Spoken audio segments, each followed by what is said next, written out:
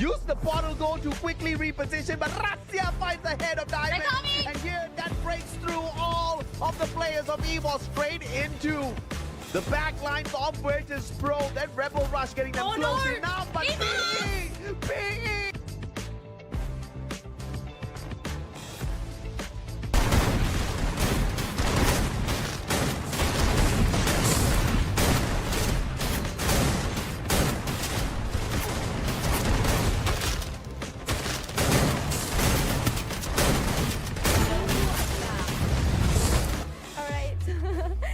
So for the PE Sport fan, you guys can loudly shout out that our team is the best.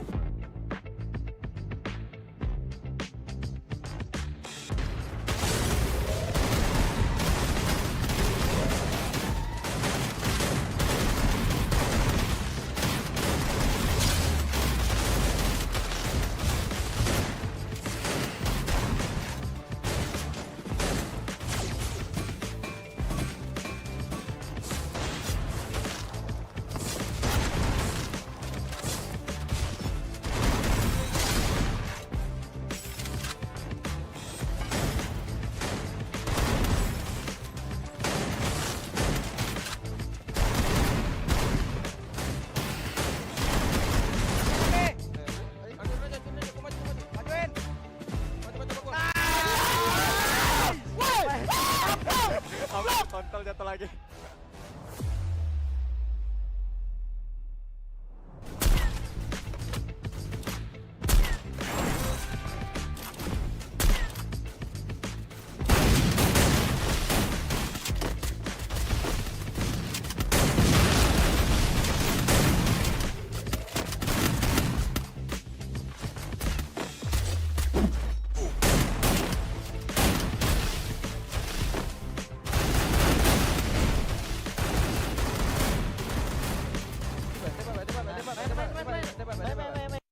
Get ready for the next evolution of battle.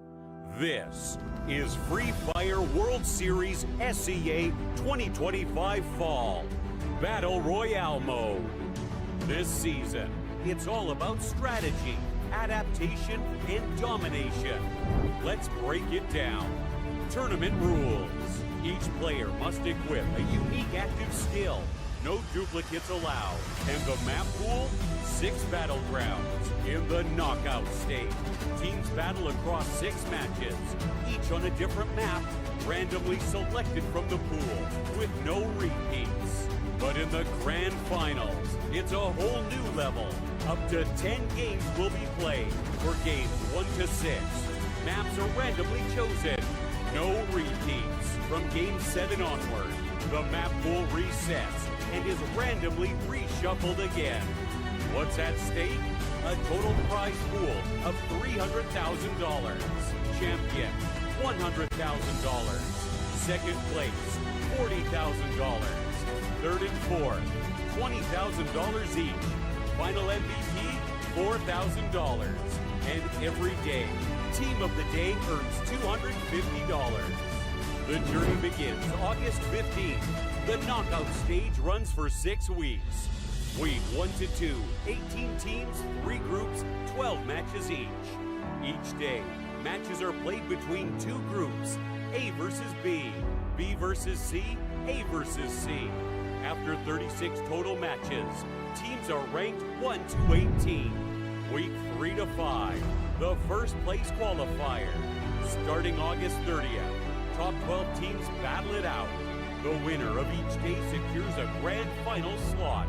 And gradually, 13th to 17th ranked teams join the fray. That's 6 teams qualify. Week 6, last chance qualifier. 2-day matches on September 20th to 21st. 11 remaining teams and the 18th ranked team face off. Only 6 will survive. That gives us 12 teams for the ultimate showdown. Grand final, October 5th. Welcome to Champion Rush mode. The rules? Get to 80 points first. Then, secure a booyah to take the crown. If no team gets a booyah after entering Champion Rush, the highest total points wins. The point system is simple. First place, 12 points. Second, 9. third, 8. All the way down to 0 points for 11th and 12. The battlefield is set. 12 teams, one final challenge. This is Champion Rush mode. One strike can shift the game. One win can spark the rise. This is Free Fire World Series Battle Royale mode. Garena.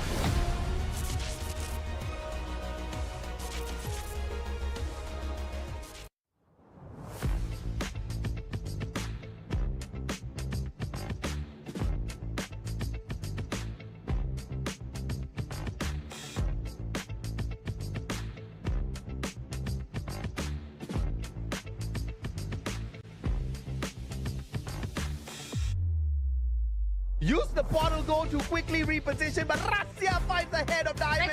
And here that breaks through all of the players of Evil straight into the back lines of Virtus Pro. Then Rebel Rush getting them close enough, but PE!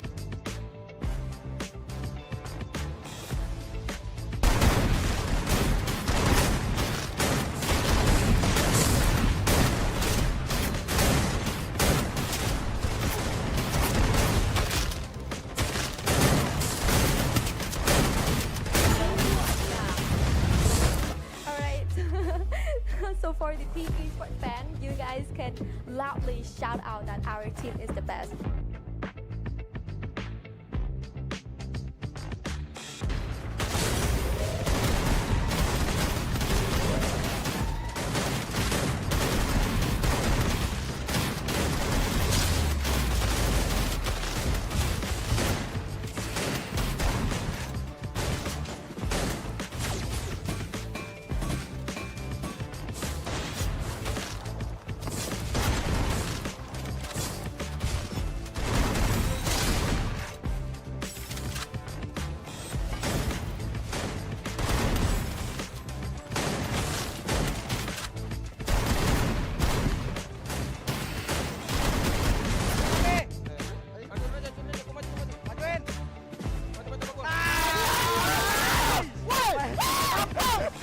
Kontol jatuh lagi.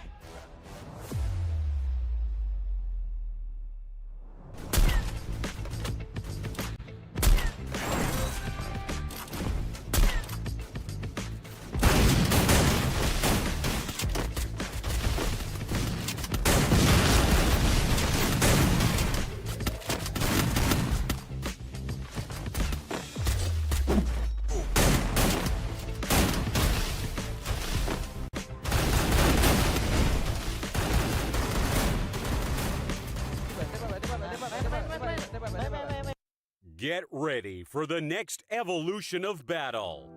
This is Free Fire World Series SEA 2025 Fall Battle Royale mode. This season, it's all about strategy, adaptation, and domination. Let's break it down. Tournament rules. Each player must equip a unique active skill. No duplicates allowed. And the map pool, 6 battlegrounds in the knockout stage. Teams battle across 6 matches, each on a different map, randomly selected from the pool, with no repeats. But in the grand finals, it's a whole new level. Up to 10 games will be played for games 1 to 6. Maps are randomly chosen. No repeats. From game 7 onward, the map pool resets and is randomly reshuffled again. What's at stake? A total prize pool of $300,000. Champion, $100,000. Second place, $40,000. Third and fourth, $20,000 each. Final MVP, $4,000. And every day, Team of the Day earns $250. The journey begins August 15th. The knockout stage runs for 6 weeks. Week 1 to 2, 18 teams, 3 groups, 12 matches each. Each day, matches are played between 2 groups, A versus B, B versus C, A versus C. After 36 total matches, teams are ranked 1 to 18. Week 3 to 5, the first place qualifier. Starting August 30th, top 12 teams battle it out. The winner of each day secures a grand final slot. And gradually, 13th to 17th ranked teams join the fray. That's 6 teams qualify. Week 6, last chance qualifier. 2-day matches on September 20th to 21st. 11 remaining teams and the 18th ranked team face off. Only 6 will survive. That gives us 12 teams for the ultimate showdown. Grand final, October 5th. Welcome to Champion Rush mode. The rules? Get to 80 points first. Then, secure a booyah to take the crown. If no team gets a booyah after entering Champion Rush, the highest total points wins. The point system is simple. First place, 12 points. Second, 9. all the way down to 0 points for 11th and 12. The battlefield is set. 12 teams, one final challenge. This is Champion Rush mode. One strike can shift the game. One win can spark the rise. This is Free Fire World Series Battle Royale mode. Garena.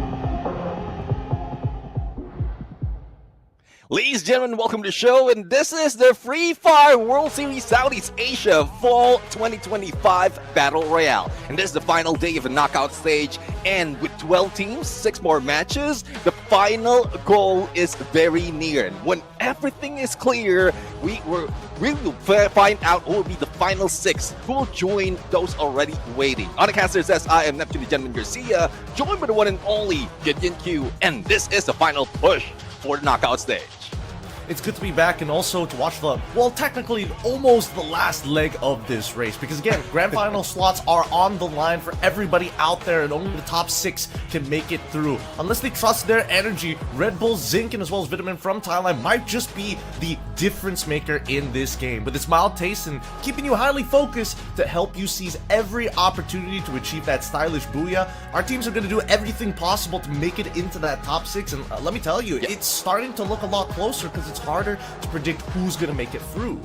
Definitely, I mean, it's very close even for those in the first spot after yesterday's game onto the rest of the match, or the rest of the teams. But I'm really looking forward to the teams that will be performing, and right now we have our predictions as well. Now, one thing I want to point out is Vitality, though they didn't perform quite well in the first few matches, but they showed up in the final, and I think that's something that the coach and the team has something in store for today. Now, Chodak as well as the Virtus Pro, they didn't perform that much, but I'm hoping that we will see better performance this time around, because everything is on the line right now.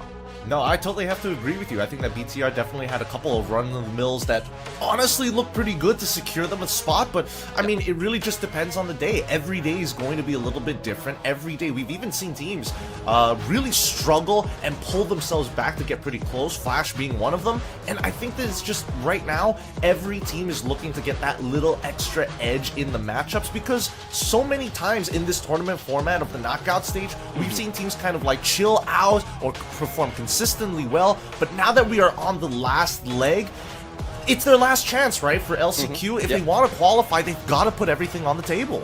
Yeah, definitely. I mean, everything is on the table, and they can flip it by the end of this day in the knockout stage, and is very close. So this is the 21st. If you look at the bottom of the screen right now, this is the final day of the knockout stage. But before we go anywhere else, let's go to tiebreaker rules. It has worked so many months and times already. We go in for the number of booyahs if in case there's any tie, and then if in case that doesn't solve it, total elimination, and the final rank or the final round survival rank would be our final decider. So there's something that we've seen in the early parts of knockout stage between 2 teams and those proceeding into the grand finals, and I'm loving that this definitely worked for the team. And hopefully one unique active skill, once it has been introduced, it was scrappy, but now I'm seeing so much potential from everyone who's done experimenting and putting it into play.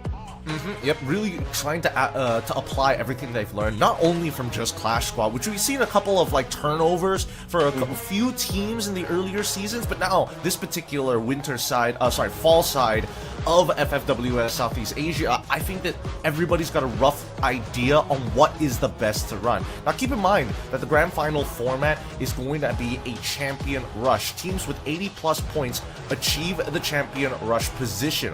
Once champion rush team has achieved another booyah after that, they will be crowned the champion. Now, in terms of tiebreaker rules, if no team gets a booyah in Champion Rush by Game 10, we will go with the overall standings. Yeah, now we are yet to see who's going to perform out of the 12 teams that we have right now. So the list doesn't change from yesterday. It's still the same, but here's one thing I would say. Heavy has done some heavy lifting, and hopefully they're not tired after what they've done yesterday, because they played third by the end of the day, and it's Evos who managed to overtake and take the #1 spot, even RRQ, without getting any booyah. Just the consistency overall placed them on the 2nd spot. And one thing that I mentioned earlier is for Bigatron by Vitality. I mean, they were the bottom, like the 12th spot, tied with Expand, and with just one game, they catapulted themselves on 7th. And this could be applied to everybody, right? Anybody could look to play consistent to maintain that top 6 position, but some big games definitely helps you push up into the upper echelon, into that safety bracket. And I think I don't really know how today's going to play out, right? We've seen teams really struggle once the pressure starts to build up, while others are steeled by the fire. Yeah, I mean, one team that also struggled from yesterday but still managed to get through the top 6 is Magna Esports. There's a lot of potential from all the position that they were taking, but they're not grabbing as much elimination as expected. But at least they're getting in the final circle. That's the first step when going in the Battle Royale scene, because the dynamics is you might not be given an opportunity to get elimination. At least you put yourself in the final circle, and then that's where you start working. So hopefully not only Magna Esports but other teams like Todak, as we pointed out on our prediction, shows up that way, because even for Todak, we've seen it perform, and still the question remains, if it's the last day, can they bring back that rise that they showed from the early parts of knockout stage? I love that you brought that up, right? Because I feel like if we're talking about MEC or even like Todak, one of the few teams that I was hoping to be in their position would have been Kagendra. I really thought that they would have like a decent amount to kind of shake things up amongst the lower bracket people before we get into our top 6. But so far, MEC looks to be that team to really shake things up. And I think that now we're looking at teams to try and qualify into the top 6. The point totals are getting really, really close to each other. But worse yet, we've seen the inconsistencies with teams on certain maps. So there is a bit of fluctuation between each of these rotations, and I hope that at least for those who have been playing throughout a majority of the tournament and not achieving that top spot to get into the grand finals, have taken away some important lessons about final zones. Yeah, definitely. I mean, that is one thing that we've seen recently, especially with the random map for each day. Because back then, we start off with the usual Bermuda, Purgatory, and then Kalahari, or a switch of Alpine and Kalahari, and everyone is just taking advantage of that trajectory in terms of map after map. But now that we have it randomized, they need to be proficient on every map. They need to be like ready for that switch if in case, because if it's similar to what we've seen in RRQ from the past, and I guess for the recent days, Kalahari is where they really pop off. But do you want to wait to get to Kalahari before you do that or make any strides for the top spot? Or should you change your pace? Should you change or make those adjustments all throughout so that for each map you have a fighting chance? But speaking of fighting chance, we did mention that BTR team stats: 22 elimination, almost 20k in the damage, and 27 assists. I'm loving what the final match from yesterday's version of BTR is, and hopefully they can show it from beginning to the end up until this or for this day. Yep, I think that consistency is going to be so important, because now it's not just about the one team who moves on to the next stage. It's 6 teams who are going to be looking for their final spots. And obviously there's a little bit of tension amongst everybody else, especially amongst the veterans. For any intents and purposes, anything can happen in this game. A single team comes in for a third and it could ruin your momentum throughout the next series. So I think right now I'm looking at RRQ because they're one of the few teams that, yes, they do hit pretty consistently, and they're second in terms of eliminations, but that's not being reflected here in the last chance qualifiers. And I think that if RRQ are looking just to play for that final circle, that might not be enough. They have to take a more elimination-oriented approach, just to buffer, at least for the first 3 maps, before they consider looking for big booyahs. Definitely agree with that. I mean, RRQ, the fire that Tuts has brought in from the other matches, from the other weeks of knockout stage, I'm just waiting for that to happen. But right now, we are going to the game schedule for today. Well, we start off with Bermuda. I was talking about this earlier. Pretty much is how it is in the past, though. Bermuda, Kalahari, Alpine, Solara in the middle, Purgatory, and then we end it in Nextera. So this is something that some teams really would love to see, because the OG map would give them a little bit more of opening, or a warm-up, I would say, more confident to play this map. But we've seen from past as well, every time we play in Bermuda for that game number 1, like, I'm not saying it's slow, that there's no engagement. It just happened to be like past the 10-minute mark, we still have what, 11 or 10 teams fighting, and it becomes chaotic towards the end. So I know it's exciting for our part, but it's very crucial for the team to survive. And how can you survive when there's a lot of crosshairs that might be targeting you? Yeah, no, that's true. That's true. I completely agree with that. It's just one of the few things, one of the few adjustments that actually is necessary here, especially in professional play. It's really difficult to deal with, but for now, let's get the warm-ups out of the way. Let's see which teams are going to build back up in terms of momentum, because a lot of devastation happened in the previous days. Today's where it changes here on Bermuda. Oh, let's see though what change teams will be bringing in as a flight path would be fair. And I'm not complaining anymore about the flight path. I've done my piece with a flight path from yesterday, and I'm just happy to see that everyone has a fair and fighting chance as well. But I don't know about Purgatory later on. But as you can see right now, we don't have like not so much of a hot drop, but a potential engagement between Koja and some of the players of GOW in Katulistiwa. So Koja is just finding an opening for the rest of the teams that will be coming in from Observatory as they go in. But in the middle part of the map, I'm seeing a little bit of build-up of the teams as well dropping in. It's a pretty decent spread overall. I think most people are going to be able to find their spots pretty comfortably. We'll see where the next ring is going to lie, just to give us a rough idea of where people should be. But amongst the Malaysians, right, the peak is highly contested. Expand, Todak, even MEC, all involved in this one spot. I'm not sure whether Todak hot dropped or whether they started scouting out, but now Noki getting involved. Even MEC taking out Noki as well. Fast trades as both squads are trying to hold off their own on each cornered side, but Expand is getting a little bit more this time as they're already securing their eliminations and downs alongside it. Expand walk away with a minimal amount of casualties and a quick revive on Vaults.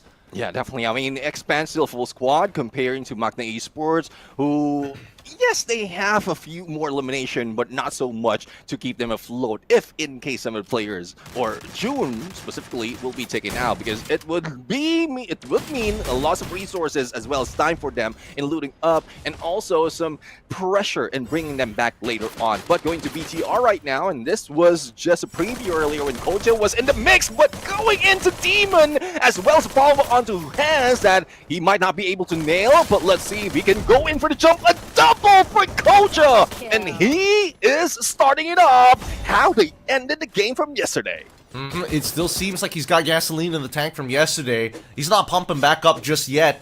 He just wants to make sure that he empties out the tank here and now. And this is great for BTR, right? 2 eliminations down on the board. We're still keeping that scoreboard up for you guys just to make sure, because I'm curious. Because now Flash is getting involved, right? I did see him get involved in the 3-way Malaysian fight, but now, with expanded full mass, they've already found Shin, taking out ABCD, as the peak continues to be contested. They need to secure this now, because Luffy just got shot in the back by a diamond. And fortunately for Magna, they're going to be taken out here. Flash in a bit of a pickle, but VP coming in like a tidal wave from the north side of the peak.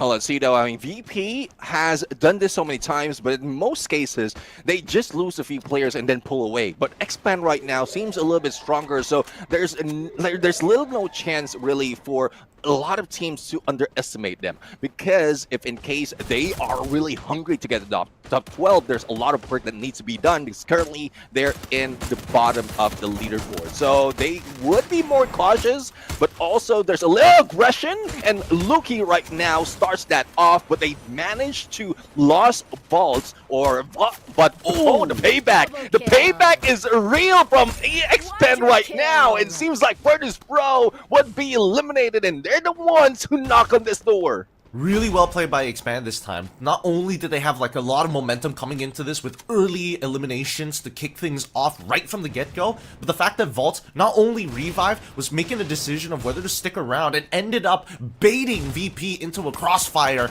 with Lucky and Luffy just chilling on the opposite side of the maze. But now, Flash wanting to get re-involved in this. They did lose the initial fight against Expand, but they want more. Zom takes out Vaults for now, but it's a 2v1 scenario for Luki. He doesn't have any backup on him because there's no line of sight. The opposite end finally getting locked down, hoping that Flash actually wants to exit the compound itself to fall into the crosshairs. But Todak, we cut back to them, and unfortunately they're dealing with GOW, who I thought was taking too much damage from BTR, and they eliminate them as well.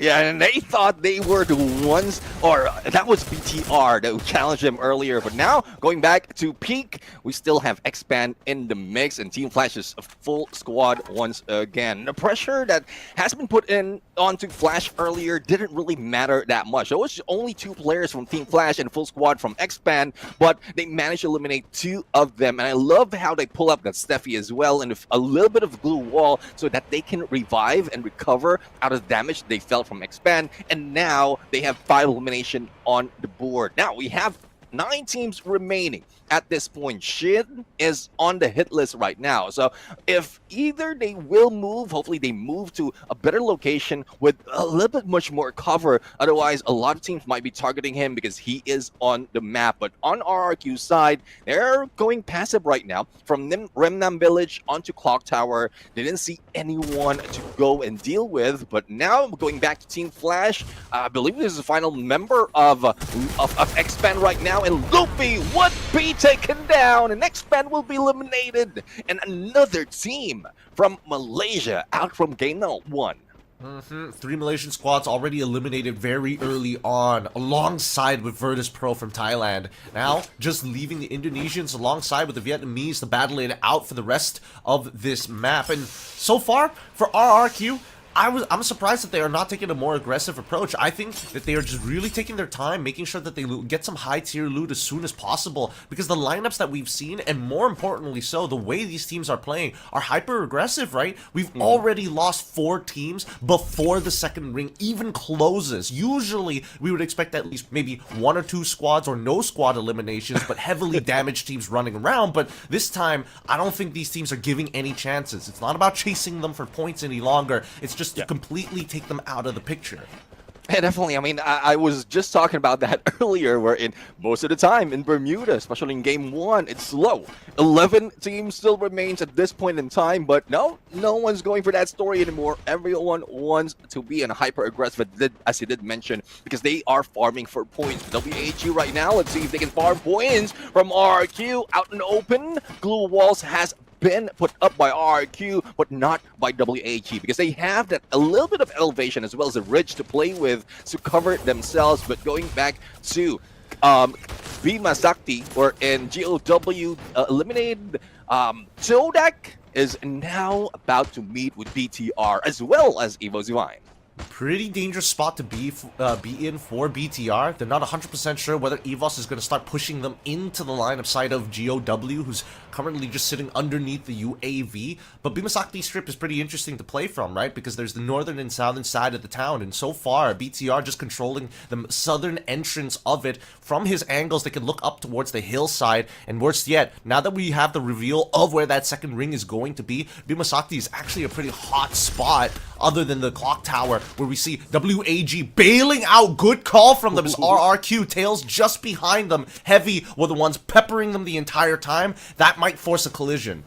Yeah, I mean, I guess WAG had a little bit of trauma from yesterday, because most of the time, once they get hit, everyone was just rushing against them. And now they want to go and play safe. And I don't know how would this affect their placement later on, but at least that survivability factor is on them. And currently on the 4th place, they would maintain as they keep themselves afloat and not really risking them being pushed out of the top 6. But Evo Divine right now, despite of being at the top, they are also being cautious because they don't want to lose that opportunity against BTR. That will be a tough contender because, as I mentioned earlier, there's a little bit of hype, unsuspected hype from yesterday that came from BTR. And if I remember the final table view of where the BTR was after or before that final game, it's just all smiles. Their coach just giving them all those motivation, and I guess it helped. And I guess with plenty of hours of rest before today's matches, they have plenty of talks, and more adjustment will be seen from the team right now. Based on what we're seeing like a lot of skill, not only skill expression, but just the rough idea of how these teams mentally are feeling, because it's a lot of pressure coming into these games, right? You can only imagine that you can either be on 2 sides of the spectrum of being hyper aggressive, looking for early eliminations, or looking like EVOS and RRQ, who don't mind not participating for the time being. It's more so to secure these points as soon as possible, and more importantly, both of these teams generally just struggle if they have to take a full reset in the middle of the game.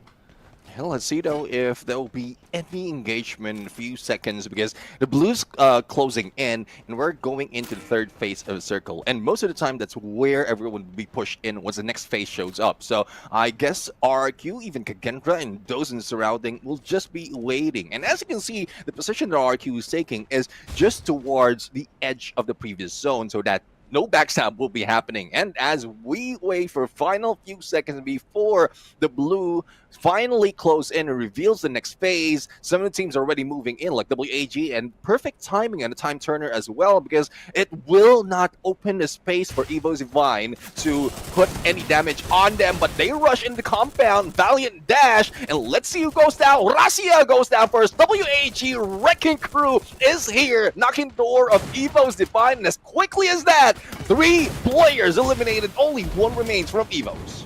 No, it's not over just yet.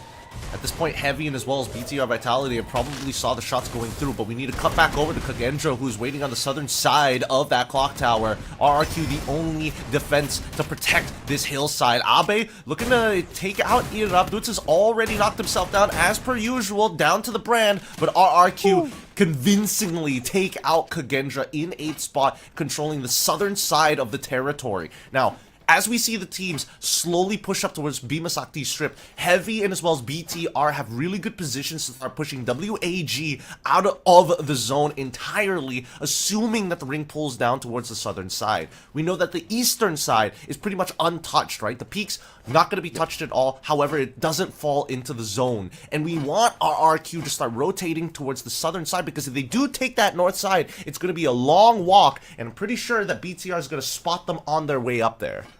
Now, let's see though. I mean, they put up that UAV, Whoa. not spotting anyone. So I guess that's a good plan for RQ to go into the right side. But as you did mention, they are going in the southern side of this map. Probably this is the time that they're farming for points. So imagine, like, if they spot anyone on peak, then probably that's where they would rotate, because it's a little bit too late in this game and they want, or they need those elimination. But right now, they're just staying in the edge, making sure that they are safe, and not so much of contention as well as where they are compared to the other parts of the map. In the northern part, wherein we saw earlier, there's a huge buildup of teams out there, like Evo Divine's final player, Aim God, as well as WAG, BTR, and Team Heavy, who I thought was moving up in Bima Sakti, but the moment that that second circle, or that previous next circle shows up, they were just hanging in there. And this is the same gameplay that Heavy did in Purgatory. A little bit of slowdown, but they did grab that booyah from yesterday. So let's see if they can repeat it right now. They're just putting themselves to... They're putting themselves in a position which allows opportunities for them to participate in fights, right? To still be part of this total scoreboard. Because unfortunately, they can't go the RRQ route where they can just chill out and wait, because they desperately need these points to start catching back up into that top 6. For now, even Flash has the same idea, though it is their personality to kind of play a little bit slower and really focus down on the final rings of the game and get those positional points. They have been getting better at their clash squatting overall. Now, WAG looking for that last member of EVOS to control the complete entirety of the northern side of Bima Sakti Strip, but Heavy is putting enough pressure on them, forcing WAG to make a decision now. It's not worth, we need the position, we have to fight. Great usage of Steffi right now, just to make sure that no one will be able to grenade them overall. But there you have it, a rampage once again, and this is where WAG is showing great dominance. We've seen this from Heavy from yesterday, but DTR would be the ones winning this fight. And what surprise, Heavy survived that onslaught, but still BTR finished 2 teams in there. I'm not sure how many points they grabbed in there, but that was a lot. Now, RQ, final player from Team Flash, has been eliminated, and it has brought us down to 3 teams, 2 from Indonesia and 1 from Vietnam. And that's why it's so important to make sure you have some frag grenades to flush out these areas or these tight spaces as quickly as possible. Because if that fight finished a little sooner for either WAG or even Heavy, maybe they would have had enough time to spread out and actually stop BTR from walking back in. And right now, BTR, with huge momentum, RRQ taking out 2 squads cleanly by themselves, currently at 8 eliminations, is going to put them in a pretty good spot. But even GOW, we can't count them out just yet because they still have all of their squad members alive and they are positioned already in the next ring. Now let's see now, and BTR need to be at a standstill right now, similar to what RQ is doing. And Maal might be caught off guard, though he does have an angle, and mostly he's the one in the back line finding that opportunity to take down BTR. They have been spotted already, but it's a good thing that they're using those trucks as well as some elevation. But no! Dude says no to Dix, and he will be put down. Koja almost out as well. Riptide Rhythm to clear out those glue walls, but 3 players still survive. But I think the pressure from GOW will be hot for the side of BTR, and they need to be careful. They've done the deed already, 11 elimination, but let's see if they can finish off one team before they go down, or before they go in the final fight with RRQ. And I guess they're doing it. Demon is already down. M590 is already being pulled out by 2 players, but here comes RRQ to finish them off. GOW wins the fight. RRQ is now the next contender, and GOW is slowly dwindling. RRQ gets the booyah. A very clean map 1 on Bermuda for RRQ. They took it real slow, took 2 clean squad fights, and then everything fell into place at the very end. BTR, as much as they are aggressive, the momentum is huge on their side. Unfortunately, the brass tacks was just a little too high as they rotated, and Maal alongside Goots made sure that they had to pay the price. Definitely, I mean, they did pay the price, but they have great potential. If it wasn't for the blue, they could have been a little bit safe, force RRQ to go against GOW, or either way, or vice versa, and then BTR might be taking it, be able to take advantage of that. It's just unfortunate that is the RNG that Battle Royale has to offer, but RRQ, they played it well, similar to what we've seen top teams really do it. Passive from the beginning, no points from the first 10 minutes, and then they just start farming towards the end and even grabbing a booyah. I mean, that's the way that you want to play the game for now, especially in the grand finals, right? Because you're trying to maximize these points as much as you can by mitigating the risks alongside it. So far, it feels like there is some polar opposite ideas coming out. It's not like a regional thing that all Indonesian teams want to be just as aggressive. We saw EVOS, we saw RRQ, we even saw BTR on the other side of the spectrum trying to be the instigator. But right now, I think we need to see a little bit more from Vietnam because they need to decide whether or not they actually want this to maintain their top 6 positions. So far, we've seen them take again, once we got into I think the 3rd ring where their peak was already predetermined that it wasn't in the zone, I think teams should have been a little bit more vigilant in scouting out these areas. So many teams avoided peak like the plague, allowing Heavy a free rotation onto the north side. It allowed Flash to get there for free, and honestly, it was really between RRQ and as well as Flash, from my perspective, on who was going to make it into the final zone. I mean, I do agree. I mean, RRQ, we've seen that great potential of getting the final circle as well as grabbing that booyah because of how well they played it. We've seen that gameplay from Korean United, from Team Falcons, and even from RRQ themselves because they played that well to the team. But for BTR right now, I'm loving the slow rise from this team because from yesterday, they were in the slumps. Like, not so much of elimination, not so much of point from the beginning up until 5th, and now they are slowly rising up. And I believe after that game, they did manage to cross the boundary of the top 6. But the only question is, there's a lot of teams in contention for the top 6. You did mention Team Flash. We saw them, the aggression that they have. It's just unfortunate they went against RRQ, and I know they're suspecting that fight, but because of the blue closing in, the pressure of possibility that someone would be backstabbing in them as RRQ is rushing in might have been that great, that they didn't have a fighting chance against RRQ. Thus, as quickly as that, they got eliminated. They've got to be a little bit quicker on the call, right? Because again, you can see the hesitation on trying to actually take the space because they're not 100% sure what's on the other side of the hill or why RRQ is making the move in the first place, right? It could be because they're getting chased. It could be because they just want the space. There's no real way to know unless there's like, unless we do see Garena add in like in-game chat that can be listened out and broadcasted to the public as you are fighting, which would be kind of hilarious to see, especially in Southeast Asia. But for the most part, you saw how the early game played out. These teams are hungry. Before Ring 2 was determined, they're already at each other's throats. But then, I think they also need to be extremely careful with how they take these CQCs, especially as especially when it's squad v squad. Nobody's going to respect the space, and I think more importantly so, now more than ever, having a nade in hand makes all the difference in these fights. Yeah, I'm definitely one reason as well why I've seen a lot of Steffi being put into play, but there's no Steffi for Maal. He keeps his distance. He just have that Riptide Rhythm ready, and as well as an AWM to hit down any that would be cleared out in the battlefield. He's our MVP with 6 elimination, 4K on damage, and 8 knockdown. Not only him, but the rest of the teams of RRQ really did a lot in this game, and I'm looking forward to more from the team, because what's up next? Their favorite map, Kalahari. So I'm seeing another potential back-to-back Booyah, similar to what we've seen yesterday. And if they keep this up, I mean, there will be a lot of struggle that will be happening from the 6th, I would say, up until the 9th spot, because all the points will be gathered by this team. I would like to see the different variation of RRQ trying to land back into Kalahari. We've seen throughout the weeks that they've kind of changed up their Kalahari plan multiple times to kind of get a feel of how everybody else is going to react and respond to it.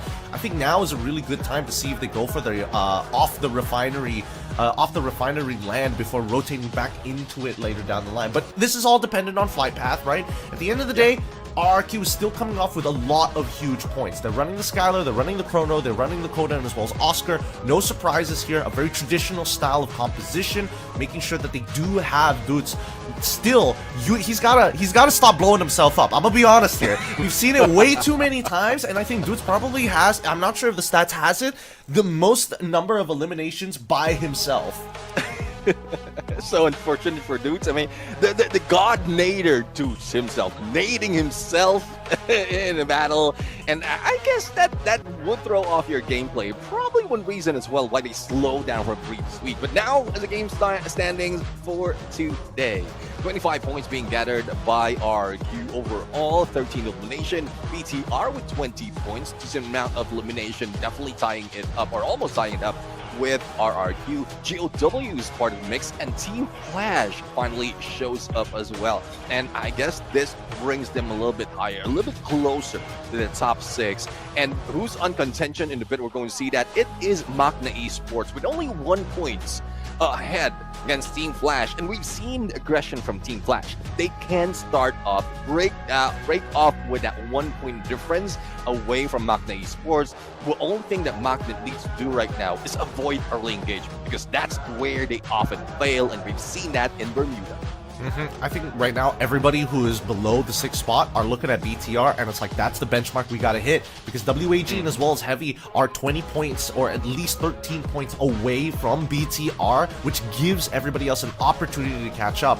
Magna and as well as Flash, as close as they are, I think right now it's really scary, because even for expanding, securing themselves, in the game itself, the top 5 off of that map are all teams who are fighting as soon as possible, achieving the highest number of points in a single game, at least for themselves, to catch up to this top 6. So I think maybe for Kalahari, this might be the same perspective once more. Our top 5 is likely going to be the ones being the most aggressive, or at least the top 4, because we're assuming the last one to be the person who's just chilling out, waiting for the time, biding it until that final zone. Yeah, let's see though. Let's see. We have to find out. Kalahari, I know. Well, I wanted this to be broken. I want to be jinxed out of this. I would say Kalahari would be a slow game. I would say Kalahari would be all passive. No one's being aggressive from beginning. and then hopefully change later on. But well, there's a lot of hunger coming from the team right now, especially with Magna Esports and Flash very close to each other. Like Kendra, though, we've seen a lot of failure from their gameplay, but there's a sudden rise in how they played compared to the previous week.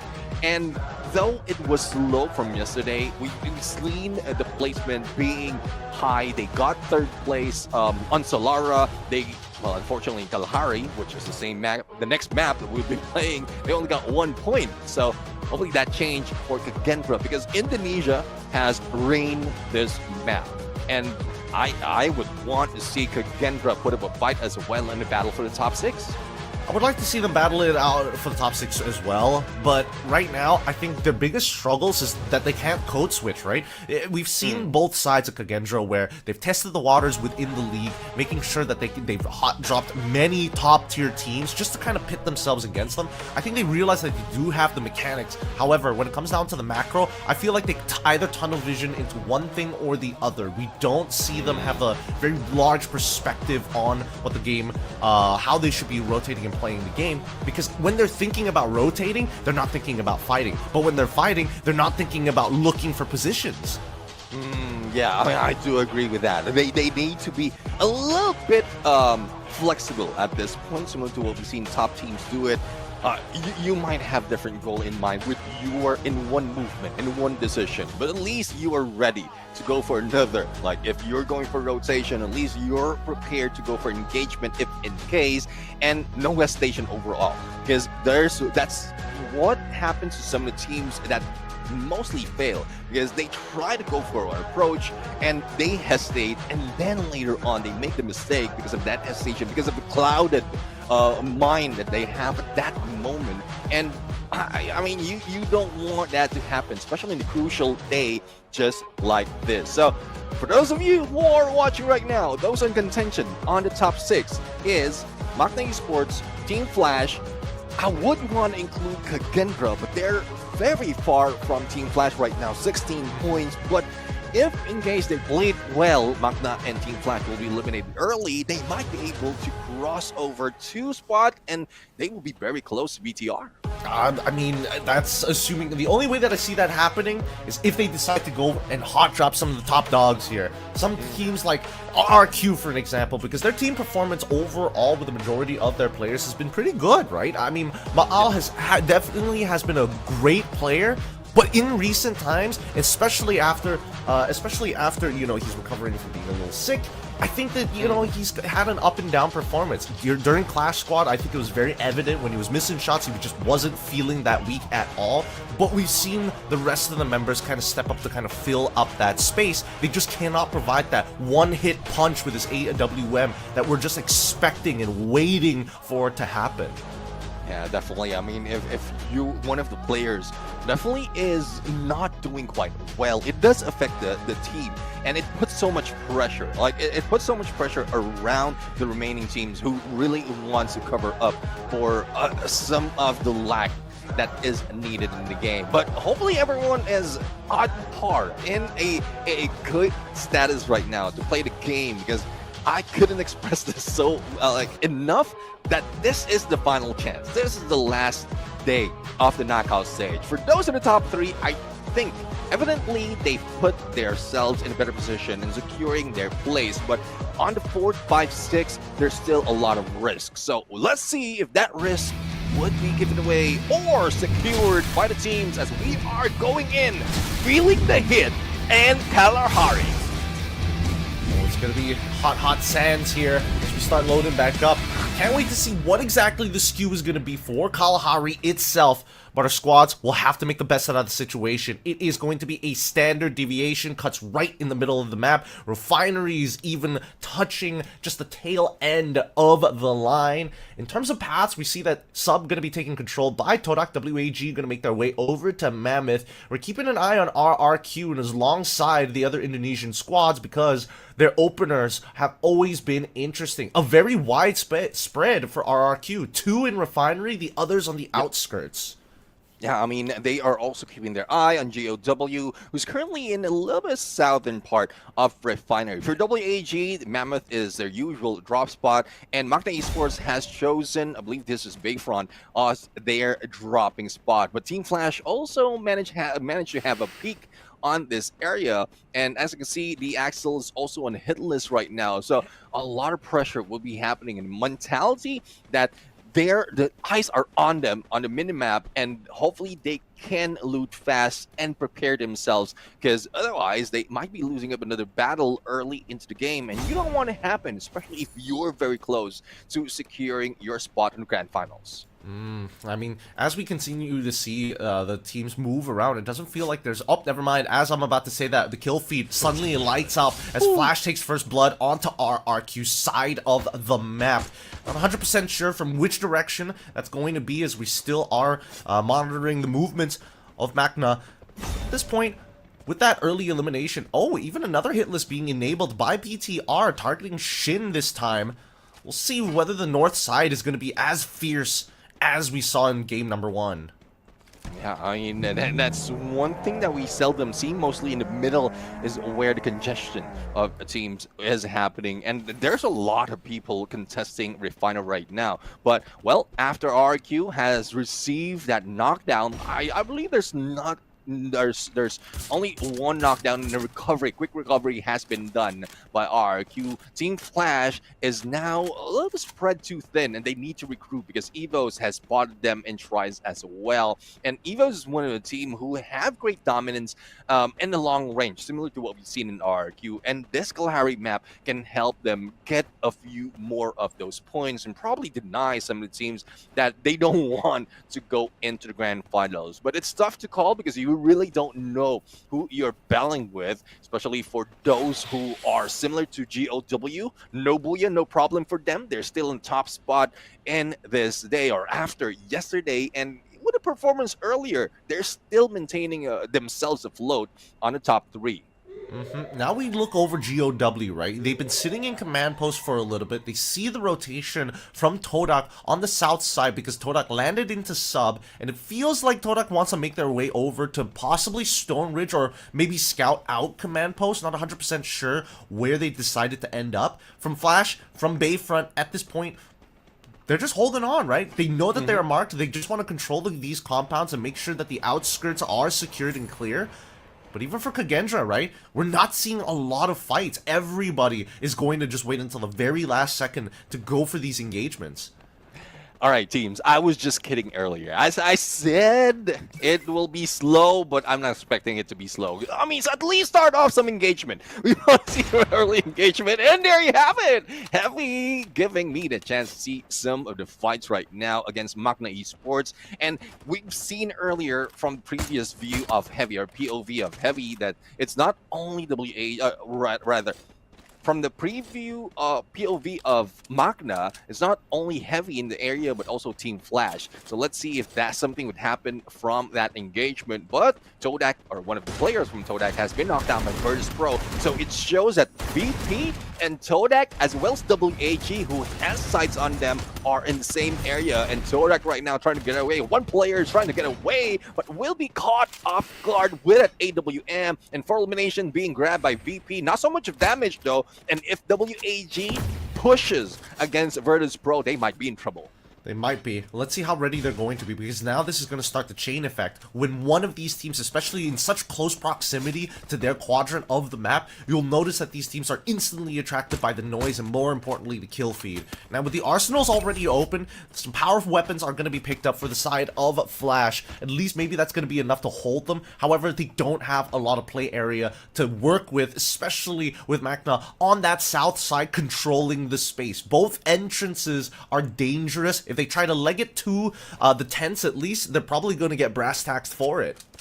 Well, let's see now if they would have to pay a high price for that decision. Now let's see now, WAG, well, they don't want to pay anything. They all don't want to go on a highway. They want to go on a longer route, making sure that they will survive a little bit longer, because on the second phase we go, and, well, right now, Kagendra would be stuck between three players of Heavy and another one who is having a good sight on them, which is Alan. And let's see if this push from Kabi can pay dividends at this point. There goes a rush just to get away from Kabi's Trogon, but Don't Cry is ready with M590 as well. No hits just yet, but turnaround made him pull out that glue wall. Saves him a little bit of time because Alan is also down.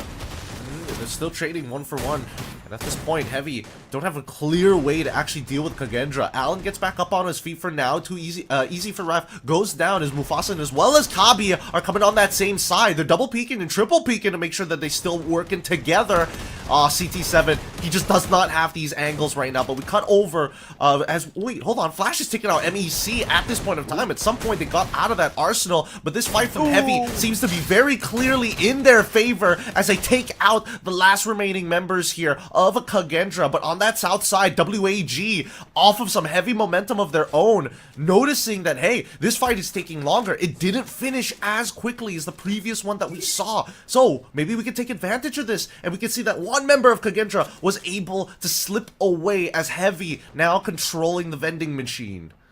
I would say, I mean, WAG saved Kagendra at that moment, because if they didn't show presence or probably take shots on Heavy, Kagendra could have been taken out. But as you can see on the other side, Kagendra, final player, will be taken down by BTR. The first point from this team, from the red team right now. And Heavy would try to get away from harm at this point because they've sensed the presence of WAG. For Virtus Pro, after engaging with Todak earlier, now they're putting a lot of damage on X-Band right now. And if I'm not mistaken, they've taken down a few players, like 3 players, and only 1 remains. So there's a lot of trouble on the bottom side of our leaderboard right now, because that's where most of the casualties are coming from, and those in the top are still farming points to keep themselves in the top 6.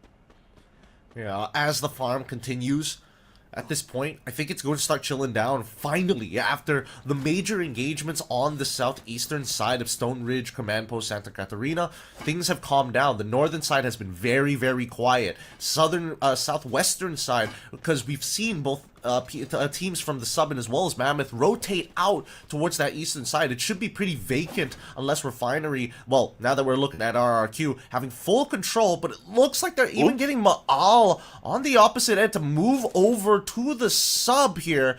An interesting rotation coming in from RRQ. Yeah, definitely. I mean, they need to get away from Refinery because they know that there's a lot of teams that would be expecting them from them. A little bit of elevation would help their performance, especially how they play right now. And Virtus Pro would be the next target. Ma'al taking hits on one of the players of Virtus Pro, but no takedown just yet. Dudes right now, let's see if he can make the shot. And I guess that was on point, but no damage. Not so much of damage being felt. And there goes that Aurora Vision, just to give him a little bit of insight as to where he should throw. Well, now that as they take the space, Launchpad to get even higher on top of the crane of the sub. But it's only just 1 member here. And now with the glue wall melters coming out pretty handedly. Come on. They want to land it. They want to land it so bad. VP is throwing it back. They're trying to at least put some kind of resilience. Now that they're stuck out in the blue, Exposing, he needs to make something happen, but it's too late. RRQ jumped right into the fight, and Diamond finds first blood into Dudes as 18 Deers the next to fall. Nameless alongside with him, able to fight back. Dudes, he's trying to find an off angle, shooting from below to high, but it's just not enough. He can't see enough heads, and as he runs away, Abe is able to take a shot on the back, but he has to worry about Waranaya on the back, and Nameless will quickly take him out. Waranaya is doing so much, and they've already completely cut off that back line. This rush coming in from RRQ shut down as 18 Deeren as well as Doots trying their best to kind of salvage the situation. Doots especially trying his best, finding one. Can get a second one here. Nameless, he's about to get revived unless Dudes does something about it, secures it, and even gets a knockdown on Waranaya. Oh my goodness, Diamond. He needs to win this, Dudes. He's so low. Does he have the resources? No! He ends up getting taken out by Exposy. Yeah, Exposy has just been hanging in there, waiting for Dudes to stop, and he did to recover, and it's just unfortunate for Dudes. He was also a little bit late. He could have helped Abe in there as he rushed in against 3 players, but like auditioning just like that, yes, you've seen great potential from RQ's player like Abe and Dudes on a 1v3, but they could have coordinated it well, and at that moment, they could just have left Exposé alone from that fight, being dealt with the remaining players of RQ. But I believe there's still hope for RQ right now. They can recover. There's a vending machine near to where some of the players are, but it would be crucial that they stay silent, they stay quiet, because as you can see right now, it's very far from some areas of the map where the next circle will be. I'm so surprised that, that the ring has pulled all the way down to Stone Ridge. I thought it'd be closer to the maybe command post, maybe leaning into like sub or even refinery, but no, that's just the RNG and not in their favor. Flash has been having the time of their life. They've taken important fights for themselves, but they've basically gone with no resistance walking into the past 2 rings of the game. Finally, shots are being taken. Death goes down. And it looks like BTR sitting by Santa Catarina's side, especially on the far eastern side, playing inside the blue as well with a 2-2 formation. This is going to be a little annoying for Flash, but still, at least they don't have to go for a large reviving spree.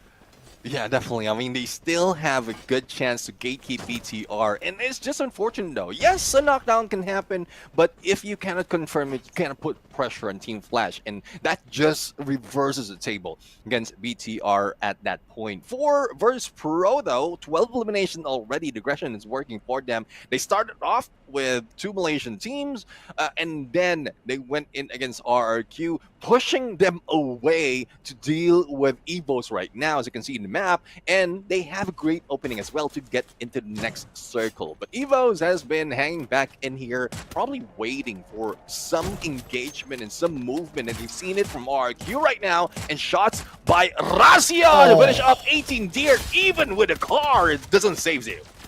Quickly dropping out of the glue wall to protect himself. Doesn't want to get traded back, especially at such a crucial point in the game. Demon also takes out Abe. RRQ already losing 2 of their members, even though they spent so much time going for this full reset. We know their odds are not looking good, but now it's going to be Evos Divine who is going to make sure that RRQ cannot get into the zone. The blue is closing in fast, and command post is not within the next ring. Yeah, it's tough, really, for RQ right now. Every basis is covered by Evos Divine, and there's no way in. There's a little to no way in for RQ right now. But Evos Divine is moving, and I guess this would be saving grace for RQ at this point. Virtus Pro felt a little bit of heavy damage from the other side, so need to recover, but they're still inside the next phase of the circle. GOW might be peeking in as well onto the other side, putting more pressure on the Thailand team and as well as BTR. So 9 teams remain. Whatever we anticipated from Bermuda is now showing up in Kalahari right now, and it would be a little bit more chaotic later on.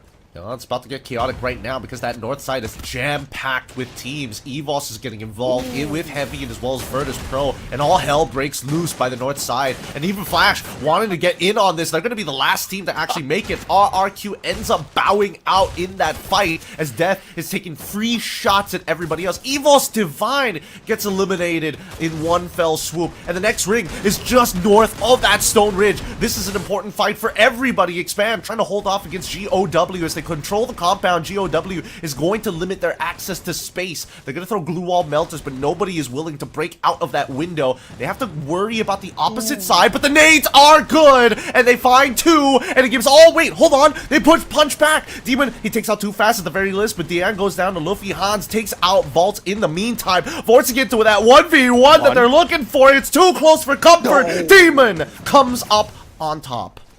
Yeah, I mean, it's just tough to see Expand right there. And GOW, I thought they lost 1 player. Well, they did now. But earlier, it was just a matter of pickup, and they could have been a complete squad right now. But my eyes is on Virtus Pro. 7 elimination at this point of the game. They're still somewhat a full squad with 3 players, and they have a great chance to really grab a Booyah if they can probably, take down a few players from Heavy, WAG, BT, or BTR, but they need to be cautious right now. Find a final circle and get away from all this engagement. How can you do it if Heavy is already putting so much pressure on you in the middle, though you have a chance to survive a little bit longer? WAG would be part of the mix as well as GOW in bit, and there you have it. They have jumped into the only compound in the middle of this circle, and there's a lot of pressure for the three teams that is in here. WAG, what a play. They held out, and it looks like Heavy called chicken first, and they quickly jump into the middle of that fight. Again, things are getting really tight as the ring is about to move towards the northeastern side of the map, and WAG don't mind just waiting. They don't mind letting these eliminations go through as BTR will finish off the last remaining members. It's going to be Flash who bows out first. VP still strong as ever, taking the backside of their house, and BTR losing members real quick here. Top side, Demon loses his head. VP still in control of the map. We're down to the last 4. WAG still at full fighting strength. VP missing a member. Heavy, full fighting strength. BTR, 2 men down. Oh, Heavy right now. I mean, this is what we loved to see from yesterday. Now they're showing up. They managed to contain this position right now, even against Virtus.pro. And I'm just surprised that Virtus.pro has no contention overall. With Heavy, with clear view on them, well, apart from that monster truck, they could have taken Virtus.pro overall, but they are not risking it right now. And WAG would be crosshairs of Heavy, and let's see if the rotation would be heading into onto Virtus.pro or WAG, because it seems like WAG would be the target who's currently dealing with Virtus.pro. So Virtus.pro almost out of this game, and WAG still 4-man strong. And here comes BTR trying to clutch it up. Unfortunate for them, they have been taken down. It is a 1v2 situation. Make it a 1v1. Tikui, and don't cry! And Tikui managed to win this fight, but from afar, we still have Koja, and we know that he can clutch it as well as Waranya. So it's a 3-way battle with 3 players into this final circle. That was insane. That was insane by BTR. Kyung, what a play. What a play with the Oscar, busting through 3 walls and opening the entire backside of WAG alongside Heavy. Now, VP, they got a little lucky there. They did get a bailout thanks to the help of BTR. But I think the one who's most upset has to be WAG at this point, because they had the opportunity to have more members to close this game out. Now, ends up being a 1-for-1. And VP, they're thinking like, all right, lucky for us. Koja now moving to Tikui's side. This is working out perfect for VP.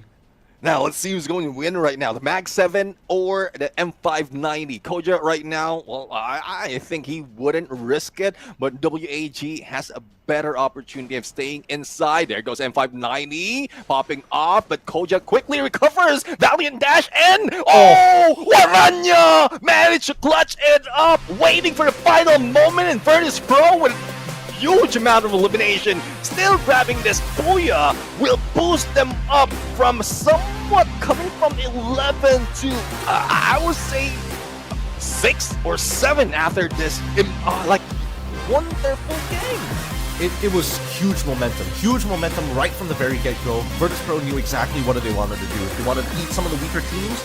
They wanted to make sure that they can carry that momentum into the second phase of the game. And honestly, a couple of bad scenarios, they got bailed out, luckily, by other factors. This time, VP, they're counting their lucky stars, but they have to start rethinking the way that they play the mid to late stages of that game, because, man, it was risky indeed. Definitely, I mean, the risk is in there, and it did happen in final moment. They could have won that fight, but they chased off against a different team, and it was Heavy who is chasing as WAG. So if it wasn't for Heavy, Virtus.pro could have been taken out already. And that was just epic as well, that we ended that game on a 3-way solo mission between the 3 teams. And I'm loving the storyline overall, though there's still a lot of contention in top 6. And as I did mention, Virtus.pro from 11th place, similar to what we've seen in BTR yesterday, will be catapulted very close to some of the teams who's already in the top. And this is something that we have been expecting from Virtus Pro from the previous knockout stage. We were expecting them to be in top of the day as well, getting the ticket a little bit early, but they waited for this moment and they just know how to recover that quickly. I mean, the fact that they are able to get these early eliminations is already a big booster in their own right, but I think that just the mentality of the lobby is just everybody is scared, right, to a certain degree. There's a certain amount of pressure going into these fights that's why we're seeing like almost defensive protocols being called straight first. We're seeing teams like Agendra, right? Save a member, right? Quickly, straight away. WAG were also susceptible to it as well. We've seen even EVOS Divine alongside with RRQ trying to get one of their members out of there to try and play for the zone later down the line. And it's just, ah man, if this was the regular week 2, maybe week 3, this probably wouldn't be the case. They would double down on these fights, but now everybody's looking for a safety net. Yeah, I mean, they really need to get those safety net, whether it's placement, whether it's plenty of elimination, risking their placement points. They just have to choose one. And for some instance, some teams, I would say, get or do better decisions in the final moment that they manage to do both, similar to what we've seen in Virtus Pro. But for Virtus Pro, this fight against RRQ, what Exposé did to spot out where every player from RRQ was pristine. It's just that the 1v3 situation that happened with Abe as well as with Dutz was, I would say, not so cool, but still managed to take down RRQ. But before we go anywhere else, let's take a look at Nameless right now. He's putting his name on the board as an MVP with 7 elimination, 2,881 on the damage, and 8 knockdown. The time turner of this team with a little bit of enhanced support power as well as a bomber with Alvaro and Beaston on his side. So as you can see in the elimination department, it is huge for Virtus Pro for this game. It really is, and his build is an interesting reflection of what they're trying to do. Everybody is trying to be a man-at-arms to a certain degree. I would like to see what the rest of the composition is going to look like for VP. I don't think it will be too out of the ordinary with the active unique skills, but the builds itself, the fact that Nameless has to be the bomber of that squadron, kind of leaving Waranya to do his own thing, right? Really focus down on picking off his targets. And they even have Exposé on this Skylar to kind of open more angles. That's why we're seeing Diamond, Nameless, and as well as Exposé kind of playing as that trio. And sometimes even Diamond himself kind of backs away from these fights to let Nameless and Exposé kind of do a lot of that dirty work, right? Nameless has to pull attention to himself, has to eat those shots so that they can create opportunities for Waranya and as well as Diamond to take effect. All right, hold on. I'm missing the Cassie in this picture. And Nameless letting go of the Cassie, normally he would be connected to Diamond to like every rotation, but him being the ones putting out a time turner to protect Diamond in those cases, I guess it's working for them for the aggression, and it is bringing them a lot of points. 22 in elimination, plus that Booyah, 34, the highest for today. Heavy has brought in 16 points as well, being second place, and BTR, despite of, or rather, Heavy was third place. BTR would be second place, despite of placing higher because of the loss of numbers. In most cases, they didn't get that much elimination, and looking at this game standing, it's way too top heavy. It's very top heavy. Game number 1, we saw that at least the top 5 were the ones securing eliminations. This time around, only the top 6, and there's a huge disparity between Virtus Pro and everybody else in that lobby. But now, as of today's standings, that's going to shoot them up with a total of 35 points. Their overall standings will definitely change, but unless we see 2 big maps coming up from VP, maybe then we can start including them in this contention for that top 6. Yeah, I mean, with this numbers from 11th after Bermuda, this definitely will bring them a little bit higher, and it did. They are currently on a 7, who is very close to BTR to manage to pull away. So BTR and Virtus Pro are doing the same thing, the same approach. They didn't show up at first there, and now they're showing up. It's pretty much like a hero storyline at this point. You get beat down in the beginning, and then later on you rise up like a phoenix. And this makes it really scary, right? Because that's 32. That's like what 33 points that they were able to earn in that game. Sorry, 30-ish points coming in from VP, and that puts them up, and that puts them in 7th place. Now everybody else is a little worried. Like BTR is like, okay, there's a possibility that this might not go well for us. WAG is like, man, we played a little too passive that game. We got a lot of like placement points, but now that we have VP already catching up to our coattail, this might force teams to kind of change their attitude in game number 3 to kind of keep them back. Yeah, one team that really would be worried is BTR because they're still far away from WAG with 12 points, though Virtus Pro they only have a 9-point difference between BTR and them. So there's still a little bit of leeway for Bigatron, but they need to be, I would say, a little bit more aggressive in terms of elimination. We've seen that from yesterday, we've seen that from earlier, but because of the map, they have to choose their fight. And I guess once they go into Alpine, then they have a better opportunity to choose those fights. But looking at the numbers right now on how BTR is playing, they are, well, it's not looking good. Currently, out of all of the teams that is part of the competition, they are 14 overall when it comes to Alpine. So it might be tough to call if BTR can defend their place. Yeah, it's real difficult, right? Anything can happen. Again, a lot of the attitude changes coming into the into our 3rd map of the day. Even for EVOS as well, they're probably rethinking it of like, man, everybody is now map number 2. Everybody was playing passive. Does that mean that we are the ones who have to change, or considering our previous issues throughout the early stages of the season, we just can't afford to lose members, right? We just have to trust Russia to find these pickups to open up these fights for us. Yeah, definitely. I mean, well, not only trusting Russia, because I think that is already part of their usual gameplay, but they need a better frontliner. I've said this so many times, and there's not one consistent frontliner who is like putting up so much of effort in confirming all those knockdowns being done by the Wonder Kid. So it's either Aim God who's popping off, or some other players from Evo Zivine, but it's either they play the AG Global style, wherein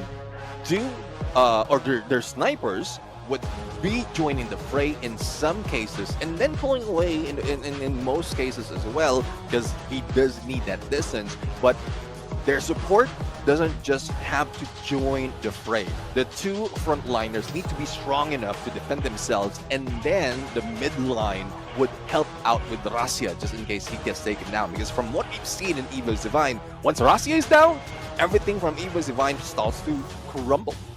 Yeah, because they're a team that likes to kind of like play guerrilla warfare, right? Go for the initial engage, pull back, regroup, hold defensively, and then start doing it all over again. That's their natural protocols. But I think for teams like GOW, might want to take a couple of pointers from them when it comes down to those final rotations. Because again, we see that the Vietnamese, and especially when we're looking at teams like Heavy, teams like WAG is on the more passive side of things. Heavy still wants to kind of remain present and be near enough to the conflict to still make contact, and I think that GOW needs to decide on which side of the spectrum they want to be on, because they are finding ways to sneak into the zones, but they're not capitalizing on their positions, and they end up just colliding with another team with the exact same plan.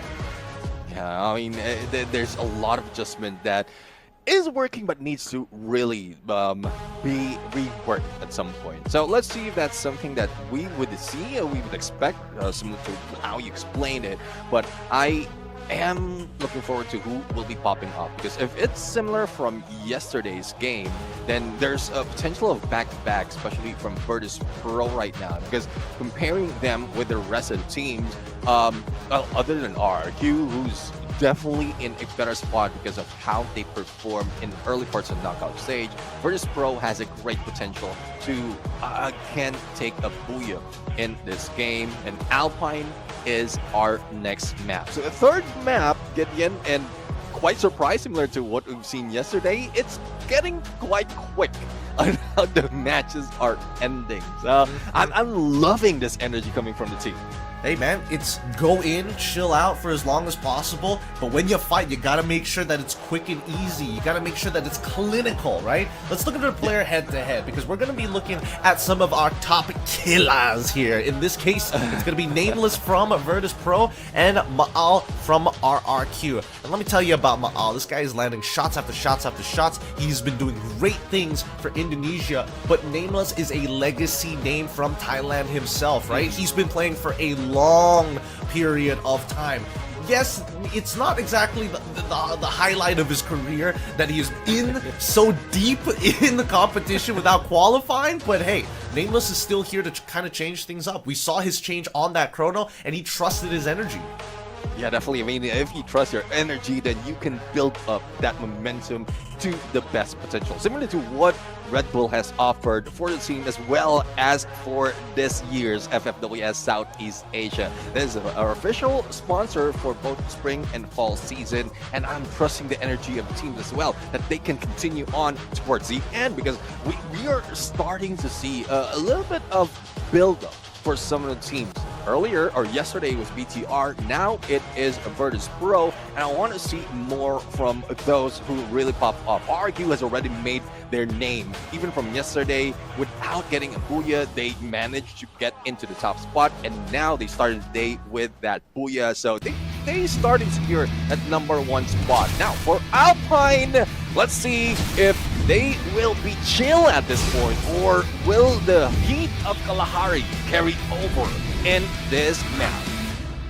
Keep your eyes up. It's Alpine. Let's go to the high altitudes and see what this flight path is going to look like. Oh, there is a slight skew to the deviation here. Yeah. We're cutting through all the way from Snowfall down to Stadium in a nice diagonal. Railroad and as well as Carousel. It's going to be a little harder to get to because of the way that the flight path is. But now we see the drops, right? Expand going to Ocean View in a 2-2. Forest Red by EVOS. Oh, wait, hold on. EVOS actually have a bit of a spread by themselves, right? It's Forest Red alongside just the base camp of Snowfall.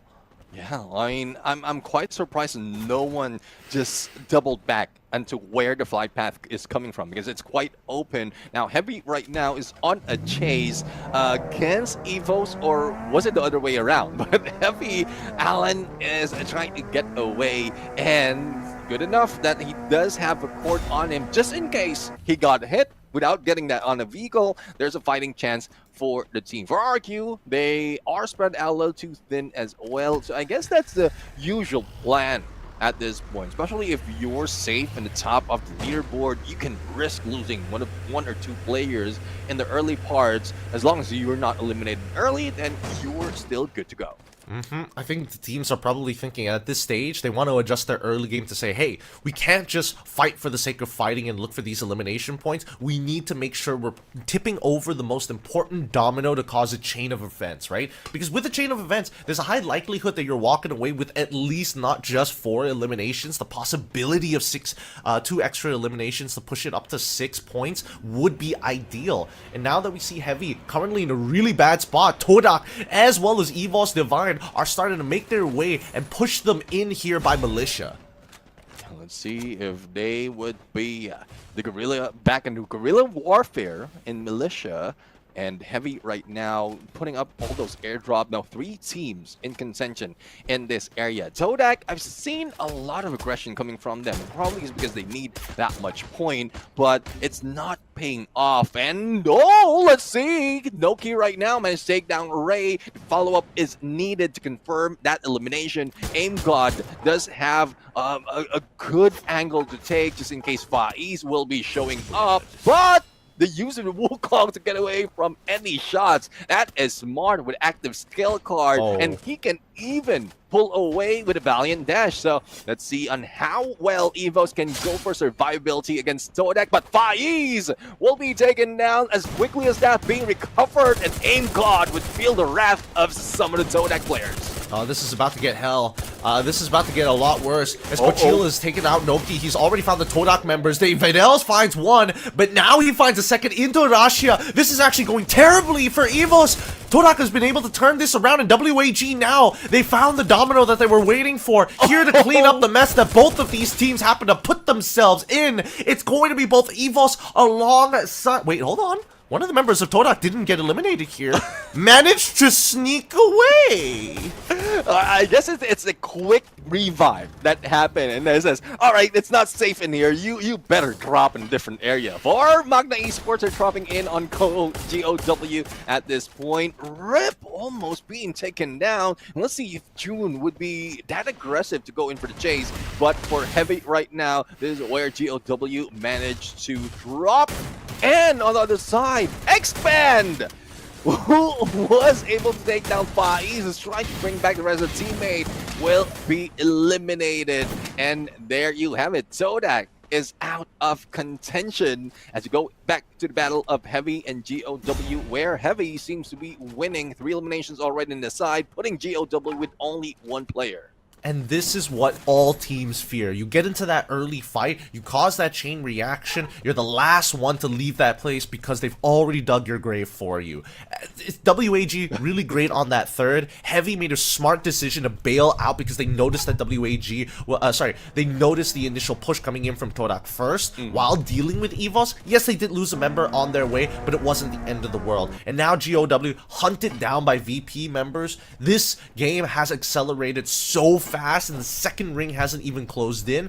But from this point onwards, I'm expecting teams to start chilling out, right? Wait until 4th ring or even 3rd ring where they have to fight for position.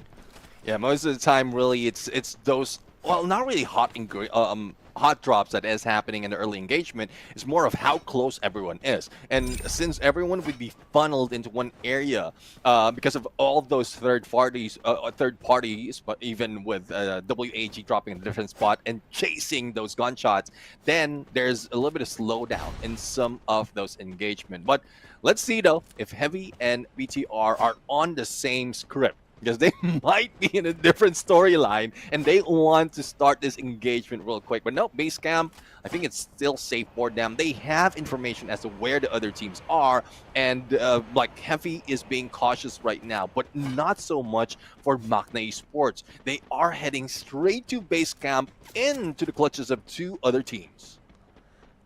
Base camp, 3 teams just hovering amongst each other, right? Nobody really wants to sit on top of the vending machine just yet, but at the same time, Magna, I don't know how aware they are of the situation. Wait, just at the corner of that minimap, you see that RRQ is actually on the northwestern side of the map, from where Heavy is.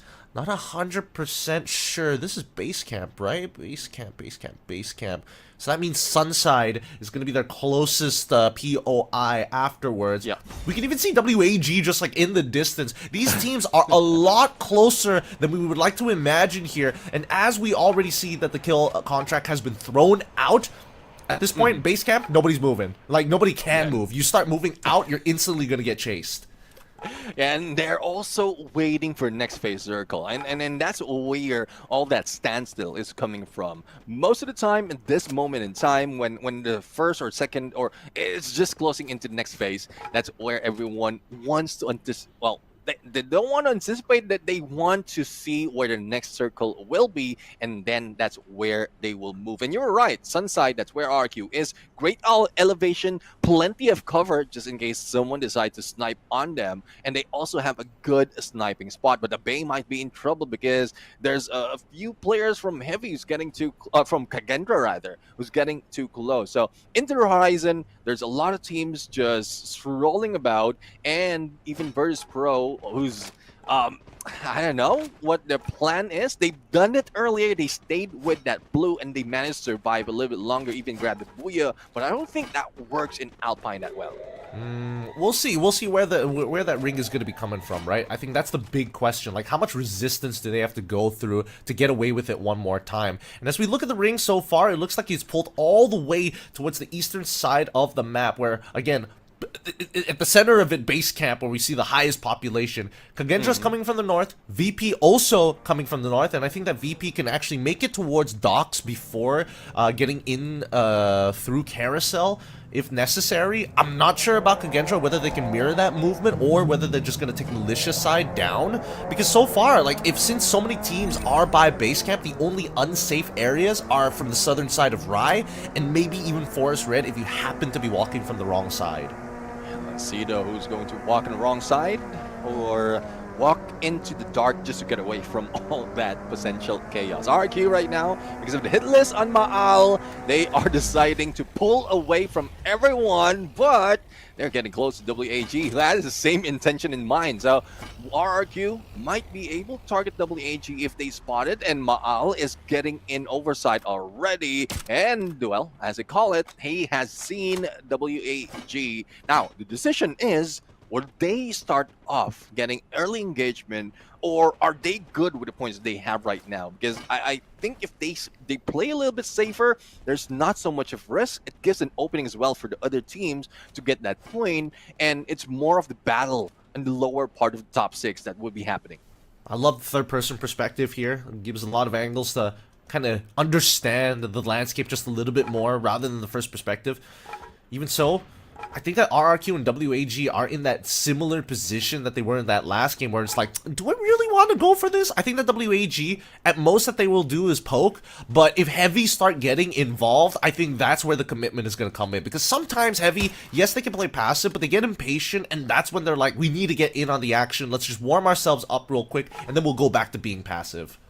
Let's see, though, if that will be the decision. I do agree with a good plan just like that, and it's all that adjustment, really, that all the adjustment that is being done by the team, and that really gives them a lot of openings to play either way. Kagendra, though, might need to rethink their position at this point. There's plenty of space on the other side of Sunside, but getting into Virtus Pro might be trouble for them. But they need to wait, because anticipation of where the next circle would be is what everyone is waiting for. And there you have it, still within base camp and Sunside. And the jump on Virtus Pro, I don't think they have information, or they might do. And CT7 would try to disrupt this gameplay as the rest of the teams goes for the push. Oh, is he gonna interesting decision coming out from Kagendra, but one that could reward them heavily. They've already taken the top side as they're quickly hovering around. They see Diamond. Easy for dead. Oh my god, he's in trouble. The Oscar's already pushed through, but then Roz was able to kind of back him up at the very end here. And Nameless and Diamond now working together to try and take out Roz. The windows are still exposed and open, but the glue walls have been ridiculous. As Roz gets into the second floor, they block them off, and Orania was already able to find one. Too easy. Unfortunately, going to get clipped off by Diamond at the end. This push coming in from Kagendra. High risk, but no reward this time. Oh, actually finds Exposy. He could look for an elimination, but Waranya, is he? No, he didn't turn around in time. He's eventually going to fall at this point, right? Unless he is able to pull it off. But yeah, unfortunately for Too Easy, Easy for Raf can't do much about it. Takes out Diamond. Man, he is just taking these guys out. If Revive wasn't a thing, Raf would have almost taken out 90% of the squad by himself. And finally, Kagendra bow out in 9th. Now, against Virtus Pro, I guess this is like some sort of a failure for the side of Virtus Pro, because we've seen that similar approach by RQ against this specific team. And even BTR has shown like a huge clutch potential from one of the players from the Indonesia. So it seems like Virtus Pro needs to win those gunfight a little bit early, because if it doesn't and a third party comes in, then they might be in a losing end. But, well, I'm still looking at Virtus Pro right now and trying to study how they will play this out. But it's a good thing that managed to survive. They're still farming the points, and we are down to 7 teams. Virtus Pro has a free rotation from that north side. Like, RRQ have held and anchored really, really well. WAG, unfortunately, is just tied up by Flash. And, okay, bold move to try and jump even further towards the southwestern side. Drops down the Time Turner. Wants to get involved with Expand of all people, who I think they've just identified as Expand. But the brass tax is there, and the Zom finds one, and Shin is able to take out another. Oh, WAG in trouble. I know the decision of moving away is needed, but the timing is wrong. Even RQ from the other side of base camp managed to take down one of the players. So probably a better angle, a different angle could have been taken by WAG in using the launch pad. Now, Expand right now for elimination. They are looking a little bit better right now, but not so much really in terms of getting elimination points. But at least they are surviving in this phase. But they need to be more cautious because only 3 players remain for Expand right now. And they need a little bit more of survivability. Now, WAG is in play. The final player of WAG, which is T-Koi, who might be able to clutch it against this team of Expand or probably pull the rest of the team. But they managed to revive Luffy as well. So full squad from Expand can give them a better chance. They've got a pretty good position for now, but that blue is starting to close in fast and quickly. BTR on the opposite side quickly jump onto the roof. A good call, but Expand can look to punish this if they want to get involved in this fight right now rather than later. Heavy in a bit of trouble, but they pull back into their own room. RRQ once again with the same motion as they find Flash out in the open while they still have all of their cooldowns. They gun down their members in a firing line. Shin trying his best to survive, still gets blasted down as Abe just infinite amount of pressure with that LMG. Now, controlling this top side is important because we are fighting towards that hilltop of base camp by Sunside. But RRQ is at the time of their life. VP has, again, understand that they are on the unpopulated side of the map. Well, let's see though if VP can at least dominate that area, and the moment the 3 teams that's battling it out outside of blue would be moving in, then that's where they start to get all those elimination points. But Heavy right now, not only fortifying this place, but this might trap them and delay their movement up next phase. 2 players, 3 players from Expand out, and that Malaysian team will be eliminated once again. Now it's a battle of BTR and Heavy as blue closes in. Team Flash will be eliminated, and Virtus Pro and RQ in this fight. The 2 teams that grabbed Booyah earlier is now on a 4v4, not really minding how the other teams are playing and how they are rotating, but that might be the trouble that they will encounter in a few seconds. VP have no choice. They have to fight RRQ. They have BTR at their backs, and if they don't start pushing them in and give a reason for BTR not to look at them, they're going to be the ones who's going to get pinched, because Heavy is working together with them, because BTR has got their backs both wide open. Don't Cry finds a majority of the members and secures those eliminations as they bang out RRQ from the boot them out from this lobby. Kabi, he needs to land a shot onto BTR's side because they're too close to VP, and now they have no choice. With Cassie in their arsenal, they just have to get around the VP members and get Bigatron to get involved, which they will. And they're coming through. One Anya finds 2. Dixie is able to get 1. Azriel does 1, but the landmine from Nameless takes out Mufasa, and that could just open up the opportunity as Azriel gets bumped out. Heavy, Don't Cry, is still going around in that monster truck, punting people out, leaving 2 members left from BTR's side. Exposed and weak. BTR knew the inevitable was coming. Grand Theft Monster Truck coming from Don't Cry right now, and potential for a clutch, but he is going against Koja, who is the clutch king at this knockout stage. And you can see the energy, you can see the fire coming from Bigatron on that Booyah, and the rise of another Indonesian team is on. We have seen another Booyah from this team, and they're pulling away from that 6th place. Big points for Bigatron this time round. They were able to secure a good amount of eliminations here, and unfortunately, they would have liked to break into the double digits, but this'll do. Yeah, definitely. I mean, the elimination they have right now is still decent as long as they can maintain the placement. They just pulled away from a tough spot from yesterday after the final game, and there's no waiting anymore. As long as they can move up slowly, but surely they will be taking it. And they did. They did right now. That was his 2nd Booyah for Bigatron, carrying over from yesterday's final game. I think that Bigatron is in a much better position considering that their biggest competitor is WAG. I mean, obviously there's Virtus Pro, but you can't really stop the momentum that's building behind them. So you're looking at the next guy, hoping that if you overtake him, then at least you're maintaining your 6th place position. Maybe VP might overtake you, but at least you qualify. Yeah, I do agree with that, but for some of the teams like Heavy, we've seen the Tubuya from yesterday, and now they're attempting to do the same thing. They were pushed down from that #1 spot after 2nd game from yesterday's game, and then they slowly trickled down to the 3rd spot, but they are trying to overtake and secure their spot right now. And Heavy is one of the Vietnamese team that I know there's great potential, but we rarely put them in that position that they can show this much. And I'm loving this improvement coming from Heavy right now. They're even pulling away from WAG, which is one of the top team from Vietnam.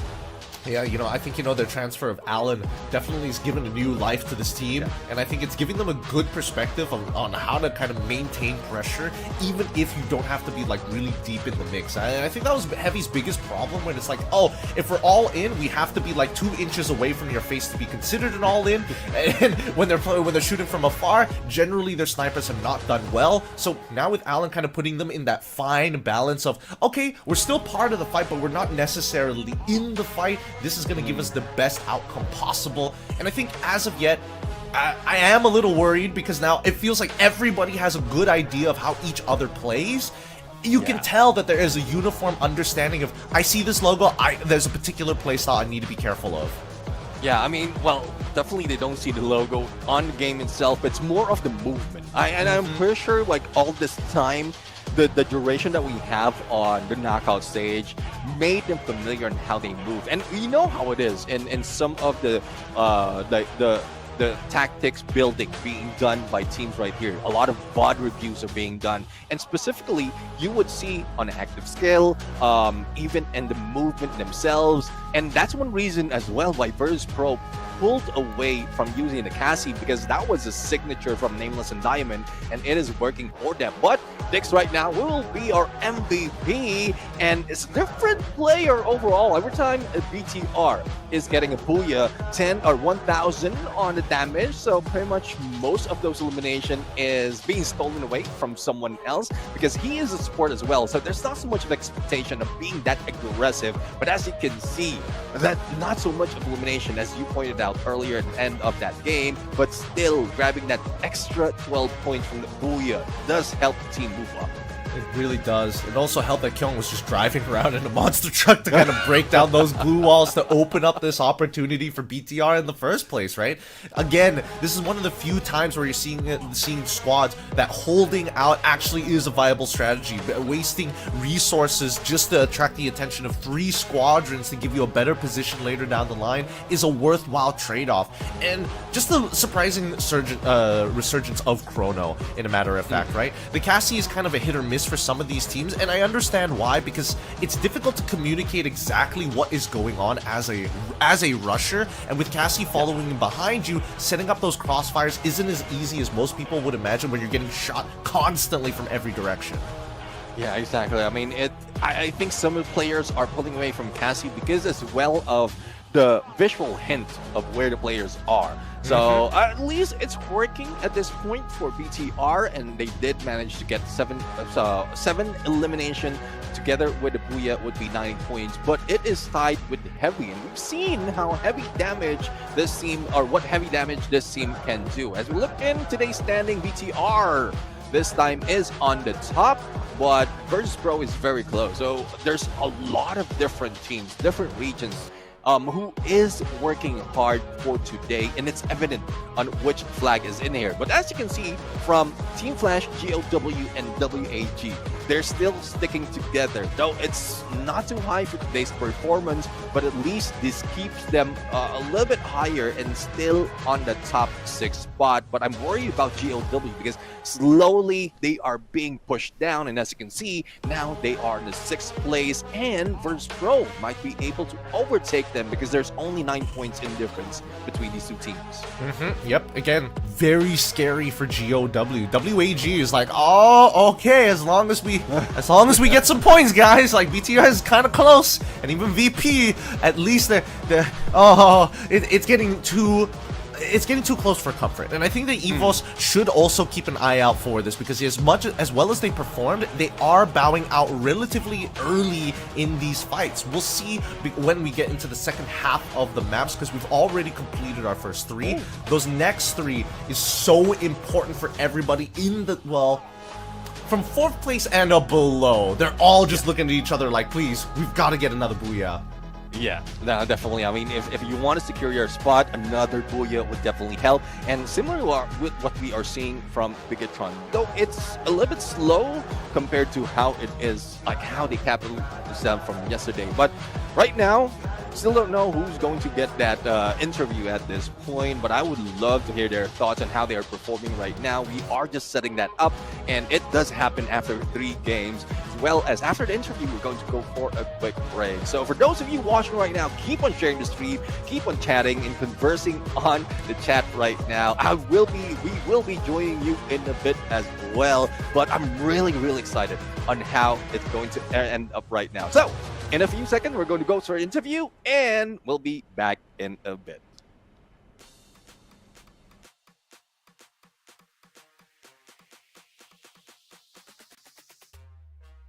สวัสดีครับผม VP Diamond ครับคิดว่าน่าจะเป็นเรื่องตำแหน่งภายในทีมยังไม่ลงตัวครับแบบยังหาตำแหน่งที่ลงตัวให้ทีมไม่ได้ก็เลยมีการสับเปลี่ยนกันอยู่ทุกอาทิตย์ครับคิดว่าน่าจะต้องพักผ่อนกันให้มากครับเพราะแบบซ้อมมันมาเยอะความเครียดความกดดันมันสะสมก็เลยแบบไปพักผ่อนหากิจกรรมอย่างอื่นทำให้มันแบบสมองมันผ่อนคลายเรื่องขึ้นแล้วน่าจะส่งผลดีต่อเกมมากขึ้นครับคิดว่าไม่ได้กดดันเลยครับเพราะว่าในสายตาผมทีมพวกนั้นก็ไม่ได้ตึงไปกว่าทีมไทยครับทีมไทยยังไงมันก็แบบตึงกว่าแล้วอีกอย่างหนึ่งทีมไทยมันเข้ารอบไปหมดแล้วครับน่าจะไม่ยากสำหรับทีมผมครับ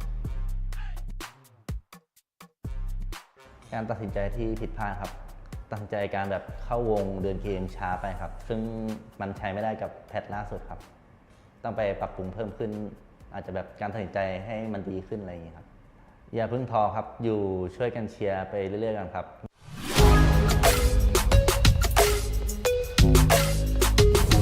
Coba sebutin senjata favorit lu mulai dari close range, mid range, sama long range. Kalau senjata untuk close range itu buat tempur ya, ada jarak dekat. Itu favorit gua M1 peletok, SG peletok. Nggak tahu namanya apaan tuh, lupa.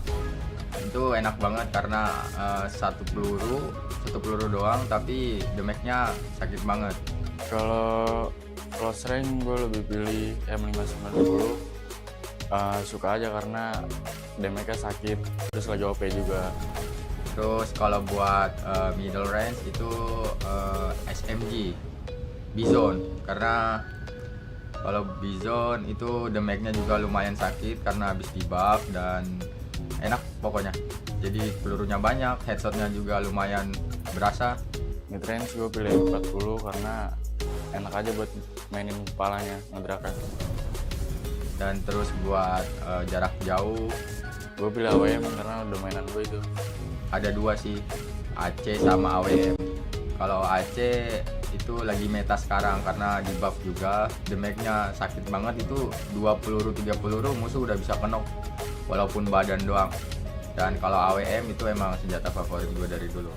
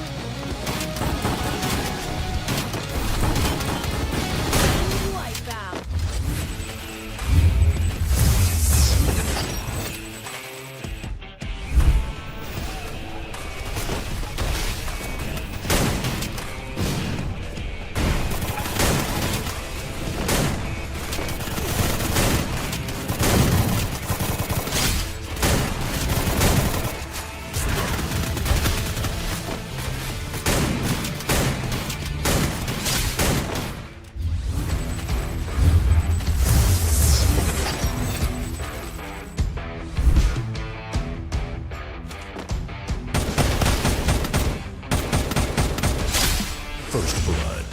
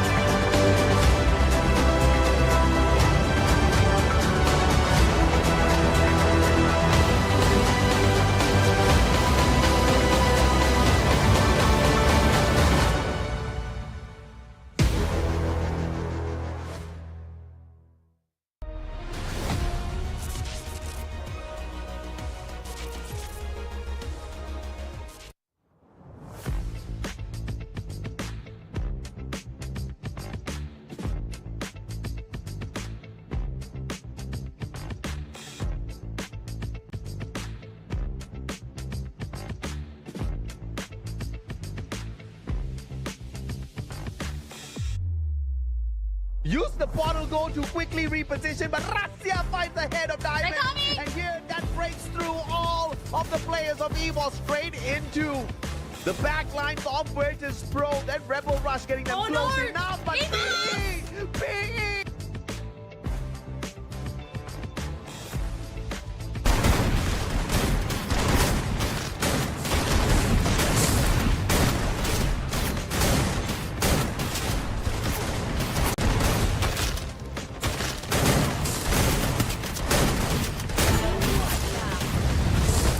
Alright, so for the PE Sport fan, you guys can loudly shout out that our team is the best.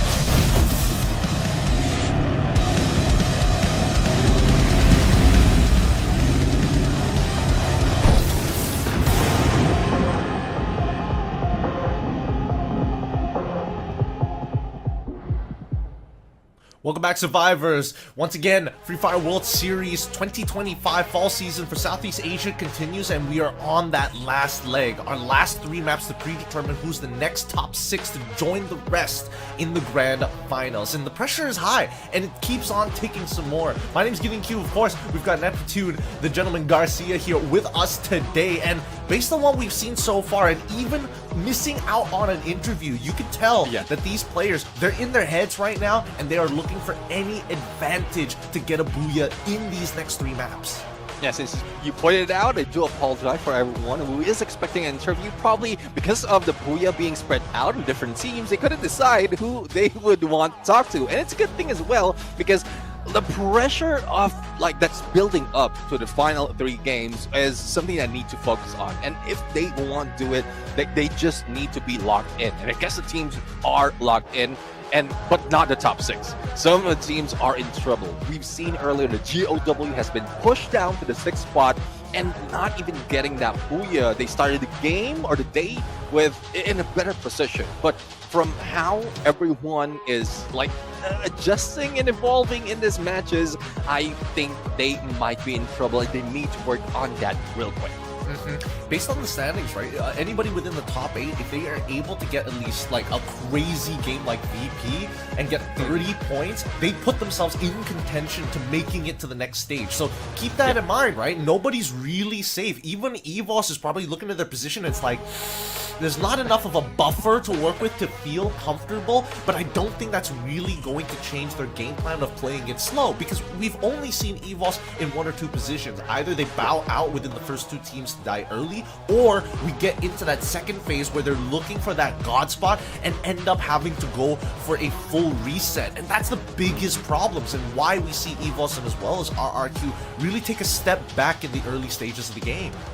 Yeah, and let me just give everyone a preview on how close the matches are in terms of the points. So if you look at Virtus Pro, who's currently in 7th place, they are only 26 points away from RQ, who is on the top. And we've seen them play with 30-pointer, but that would mean that the ones on top would not get any points. But if that's the case, there's a lot of pressure being built up, not just in those close to the top 6 or the 6th spot, but even, as you mentioned, Evo's Divine. They are 12 points away from Heavy, who has been doing quite well from yesterday up until today, even at final moment of that previous Alpine map. But I think they need to do a little bit more. That gameplay that we keep asking from Evo's Divine, not just depending on Narasia, but also giving some of the responsibility for the rest of the teams need to be triggered right now. Or that might be something that they can wait off for the grand finals, but something really needs to be done so that they will not be in trouble later on once they get close to the final game. A true viable strategy that these teams, some of them have been implementing it since map number 1, but coming into the second phase, there's some real consideration for it. So far, the Malaysian teams have been cannon fodder here. And again, we've seen that MEC, Todak, alongside with Expand being the more passive one amongst the 2, we've seen some desperation come out for Todak to look for those early fights. The same goes for MEC, for Magna Esports. We need to see teams either camp around them like WAG, because they are natural catalysts in this game. They are natural dominoes that want to tip over to cause that chain reaction. We've seen a lot of teams kind of hover around at least one of these Malaysian squads just in case they get into a fight that doesn't include them. Yeah, let's see though. Let's see if that's something they can decide on real quick. Right now, we are just waiting. I know we just came from a break, but this also is a good chance for the team to check up on how they would be playing into the next 3 maps, because we talk about how crucial it is. And if you're experiencing some issues, some lags, or probably some any issues that would affect your gameplay, and this is where everything needs to be fixed. So apologies for the wait, and hopefully you enjoy chatting with the other survivors in there, especially on YouTube, as well as hearing us talk more about the teams, because there's a lot of showing from some of the teams right now who really needs it. But for those who were almost there by the end of yesterday, they're faltering.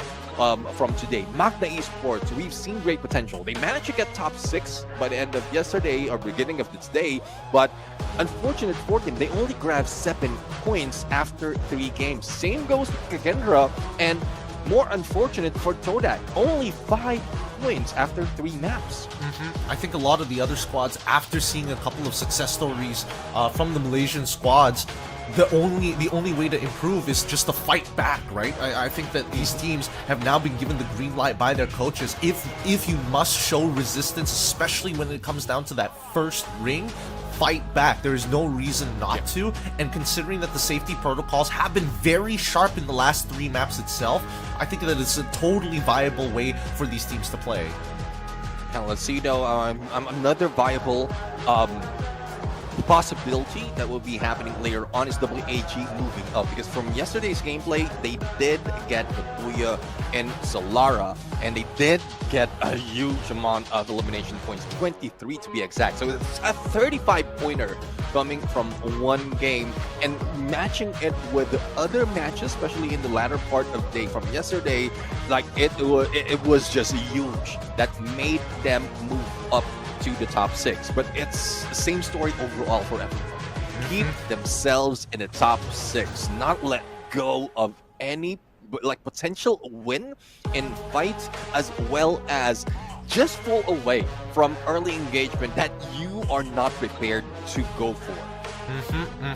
From 12th place all the way up to 10th place, these teams, they have nothing to lose. They just need to fight. From 9th place all the way to 6th place is where the teams honestly need to be a little bit more consistent in their overall all-ins. Now that we're going into Solara, there's more reason to actually get into these early fights, as a lot of these POIs are pretty spread out. Well, I mean, it's a give or take. The center of the map is still very highly contested. The same goes for each side. Really depends on what the drop is going to look like. But at least for the top teams, not only do they have to guarantee themselves at least like 11 points in these to stay in the running of top 6 and not to lose their position, but they also have to worry about the mid game, because that's the biggest problem. We've seen these teams sneak into the last zones with minimal resources, but they don't necessarily find booyahs when all the pressure is pushing them into a corner. Yeah, definitely. I mean, that pressure is real building up for teams right now. Only those who are cool, calm, and collected might be able to capitalize on all that mental strength that they have put up after years of practice and years of experience as well in playing professional Free Fire. So let's see though if there will be some showing as well into some of the new contenders, and the names are Kagendra as well as Magna Esports, because similar to what we've seen in BTR, when they were introduced in FFWS Southeast Asia, they just showed up. They were titled the Falcon Hunters, and now, despite of not getting early, they're still in that spot where they can get to their own ways once they get into the grand finals. But they have to stick with their gameplay. Winning gameplay is what they need to do. The same goes for the rest of the teams, but let's see if the shine will be brighter on the other side of this map, because Solara is here, and the newest map brings newest potential of grabbing that booyah. Stay present, everybody. This is what Solara is all about. A fun time for our survivors, but really, it is just waiting for that moment where you can just get some lead into the back of somebody's temple. Now, early drops have already come down. A very standard deviation here is not that bad. It cuts right through the middle. Not perfectly, but just enough so that we get an even spread. We see that Studio already being taken control over by EVOS, and they've got a very wide spread of their own, knowing that nobody else is within the area to contest them for now. Closest team is far to the west side of Solara.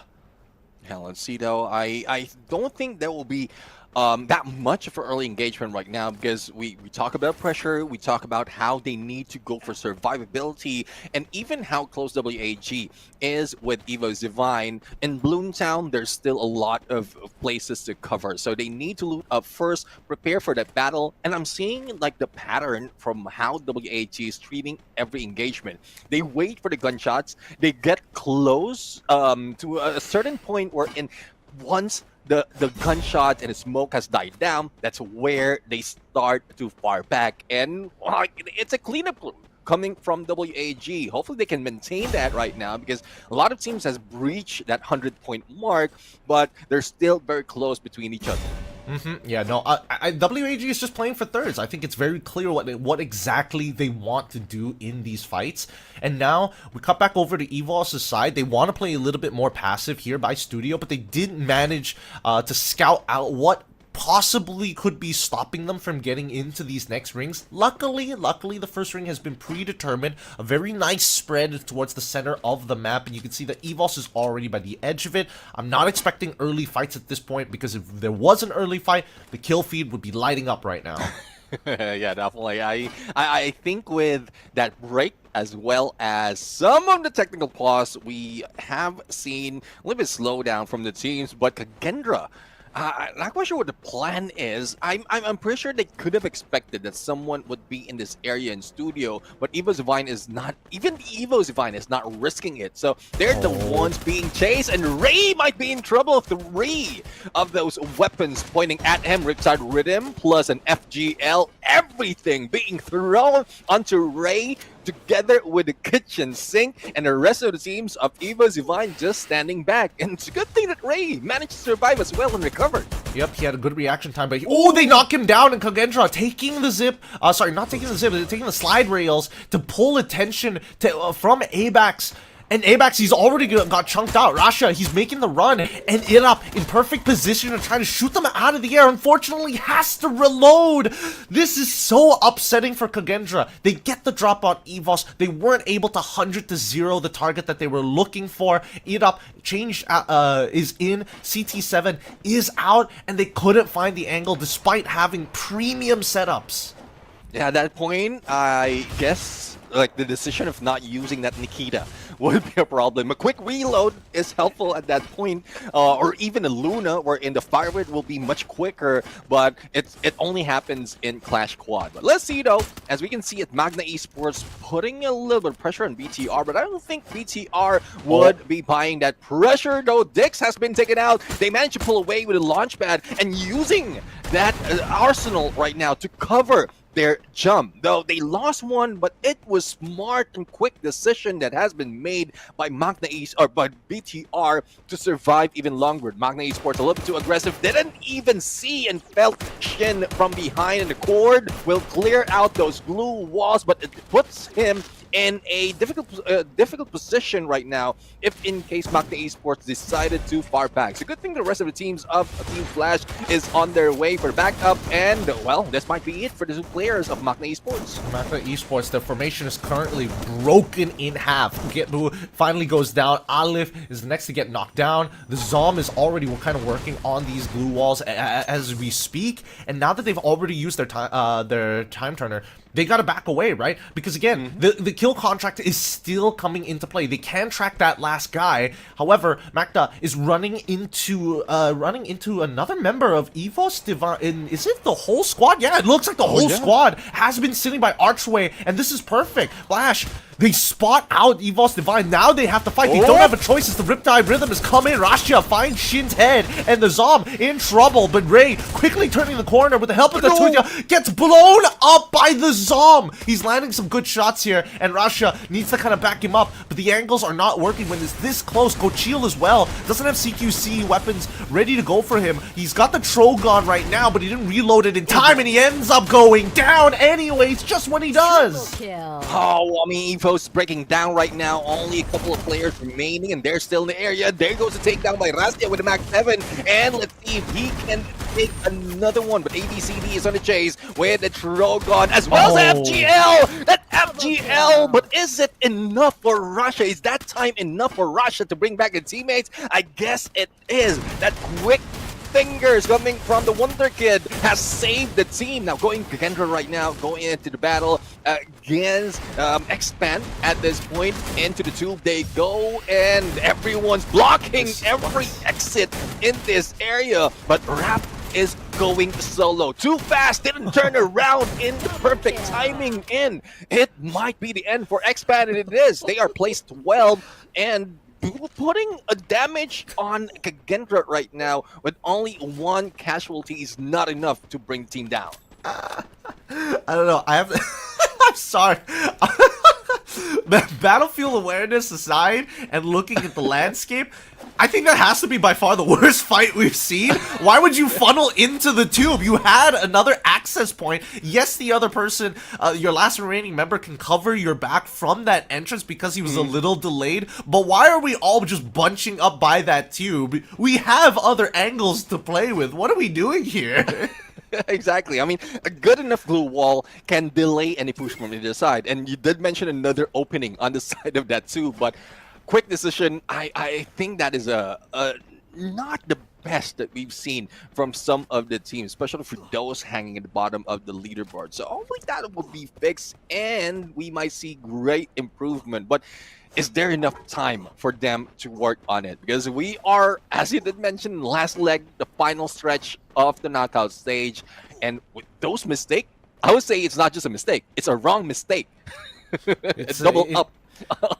Double up on the problem. It's pretty terrible. It's pretty terrible, right? You should, again, especially at this level, mistakes like that costs your entire squad to go down. And I think this is going to be a very tough lesson for them to learn, but an important one to remember. As much as you want to double, triple peak somebody, you also have to keep in mind that corridors are not exactly the best places to try to make that happen. What you're looking for is corners specifically, turning around the corner and then having 3 or 4 people looking in the same direction. If you're all lined up, and especially when you get put in a crossfire, you basically have no counterplay, right? You're depending on your active skills to get you out of there, which was another question that I had. Weren't they running the Oscar? Was it on cooldown? I'm pretty sure they also had access to the Riptide Rhythm as well, and I did remember seeing it shot out earlier, so I'm less concerned about it, but for now, Heavy on the aggressive. Oh, and especially against Flash, this is actually perfect. If Heavy wins this fight against Flash, they set themselves up for success, and the Zom takes out the Cry. The Zom has been on fire today. Oh, definitely. I mean, the Zom right now, let's see if the pickup can be done. It's only a few HP remaining on Dawn Cry, but nope, there will be no pickup, and this might be a decision that Heavy needs to pull away. No chance to step into slide rails just yet, just on the next compound, and they felt a little bit of heat as well on the other side coming from RQ and Team Vitality, or Bigatron by Vitality. So Heavy, who was about to pounce on Team Flash, is now in trouble. 0 elimination. There's nowhere that you want to be if in case you're trying to move up, because you might lose out on a lot, especially from this game. But as you can see into our leaderboard, Heavy has a little problem to losing out that top 10 spot because they are currently on second. But as long as you maintain the, I think you mentioned 7 or 11 points in the least for each game, then that would be the safest spot for you.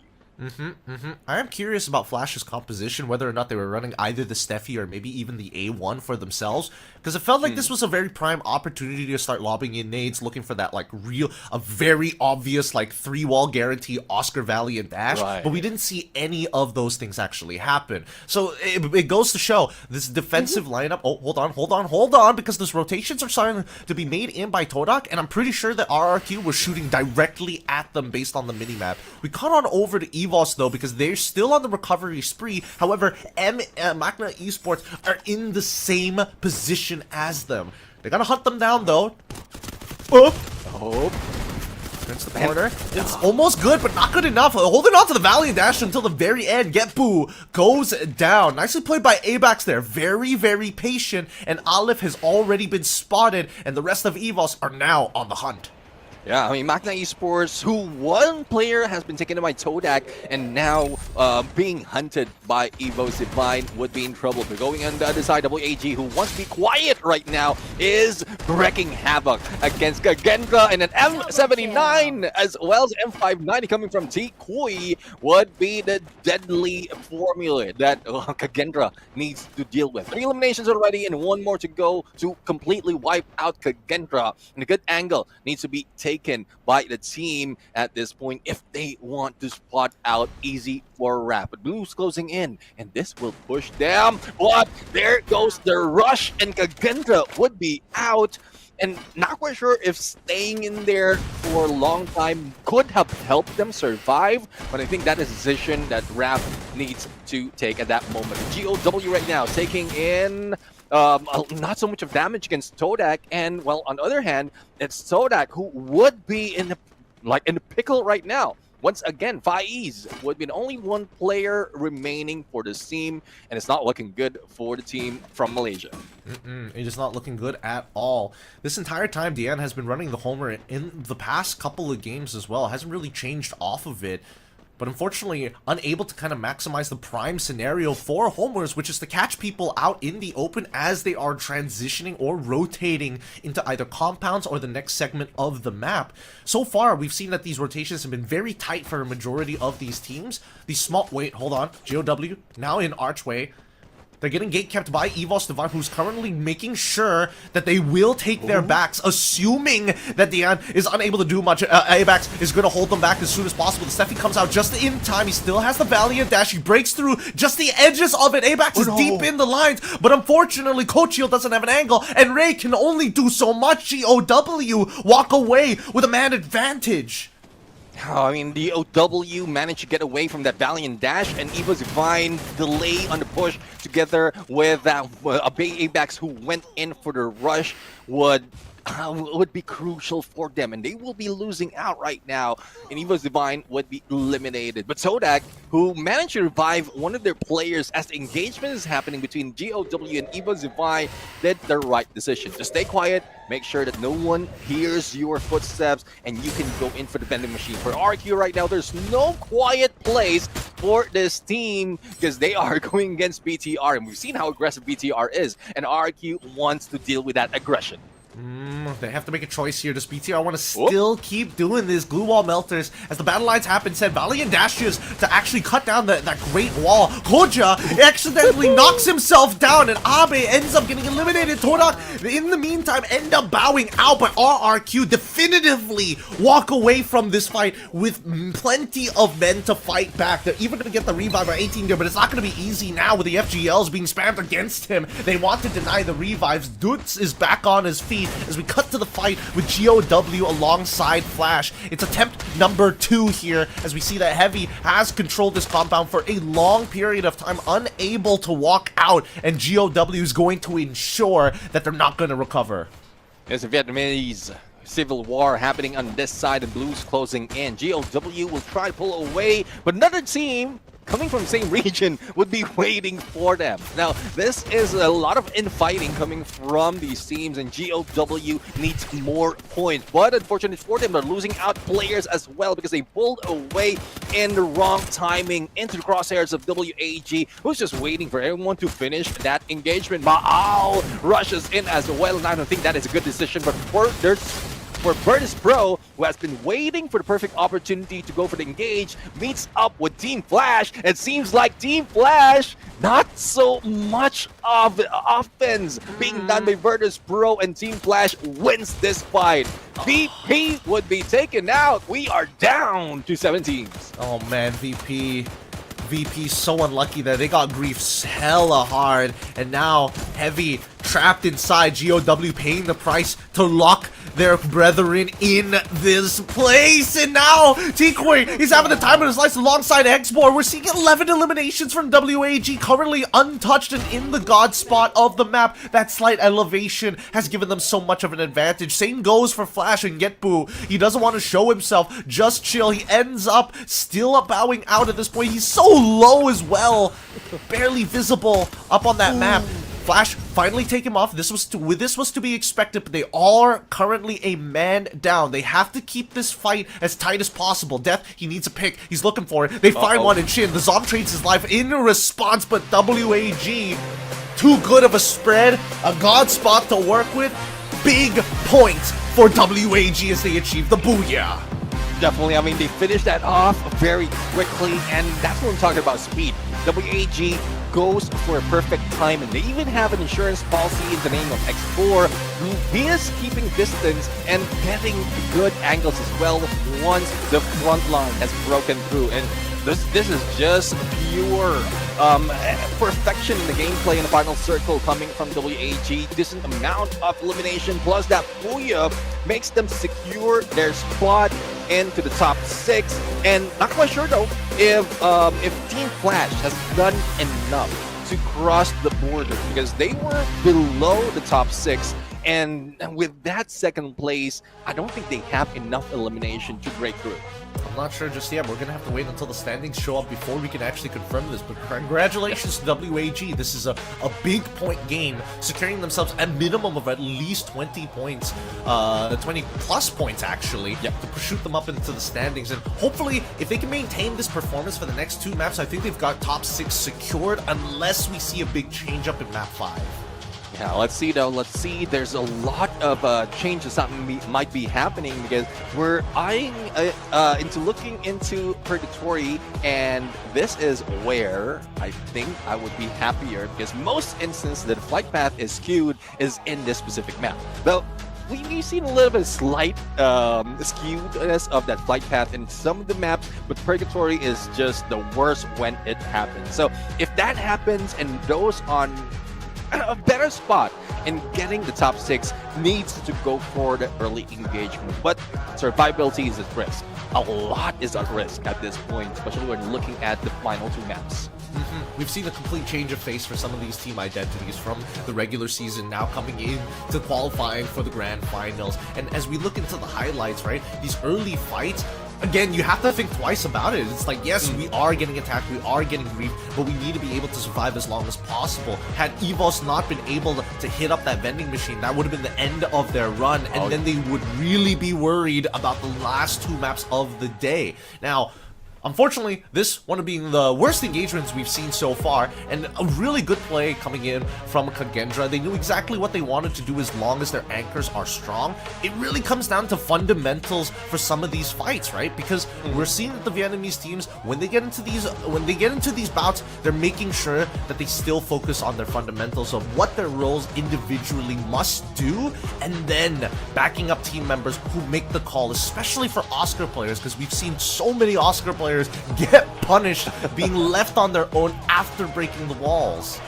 Yeah, I mean, that's one reason as well why Oscar most of the time is being a tandem with either a Cassie or a Tatsuya as well, so you don't have to go solo. But speaking of solo, X-Bor, who was always often to going solo because he's a sniper and hanging in backline, is our MVP with 5 elimination, 3k on the damage, and he's not the only one who's doing so much work. We've seen T-Kui, and we know how T-Kui is once he go for a rush, and this is a guy who seldomly needs any backup at all. He just goes in there, he can swing left and right, and he can still make those shots. And I'm loving this version of WAG right now, as well as the strides they've done. But it's a good thing that T-Kui still have some support from the name of Cyrus and a little bit of another layer of support from PLS1. As you can see, both of Cyrus and PLS1 has that diva, so it means that their priority at this point would be that quick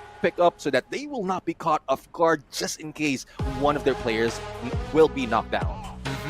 It's a good adaptation because WAG was so dependent on X-Bor with the previous iterations of their lineup. Now that T-Koi can actually buff up that front line, having technically 2 supports in this case to either help one or the other has really brought this team together. 27 total points by the end of this game. That's a huge jump up. Flash, 23 points, which is still pretty good. They found 14 eliminations.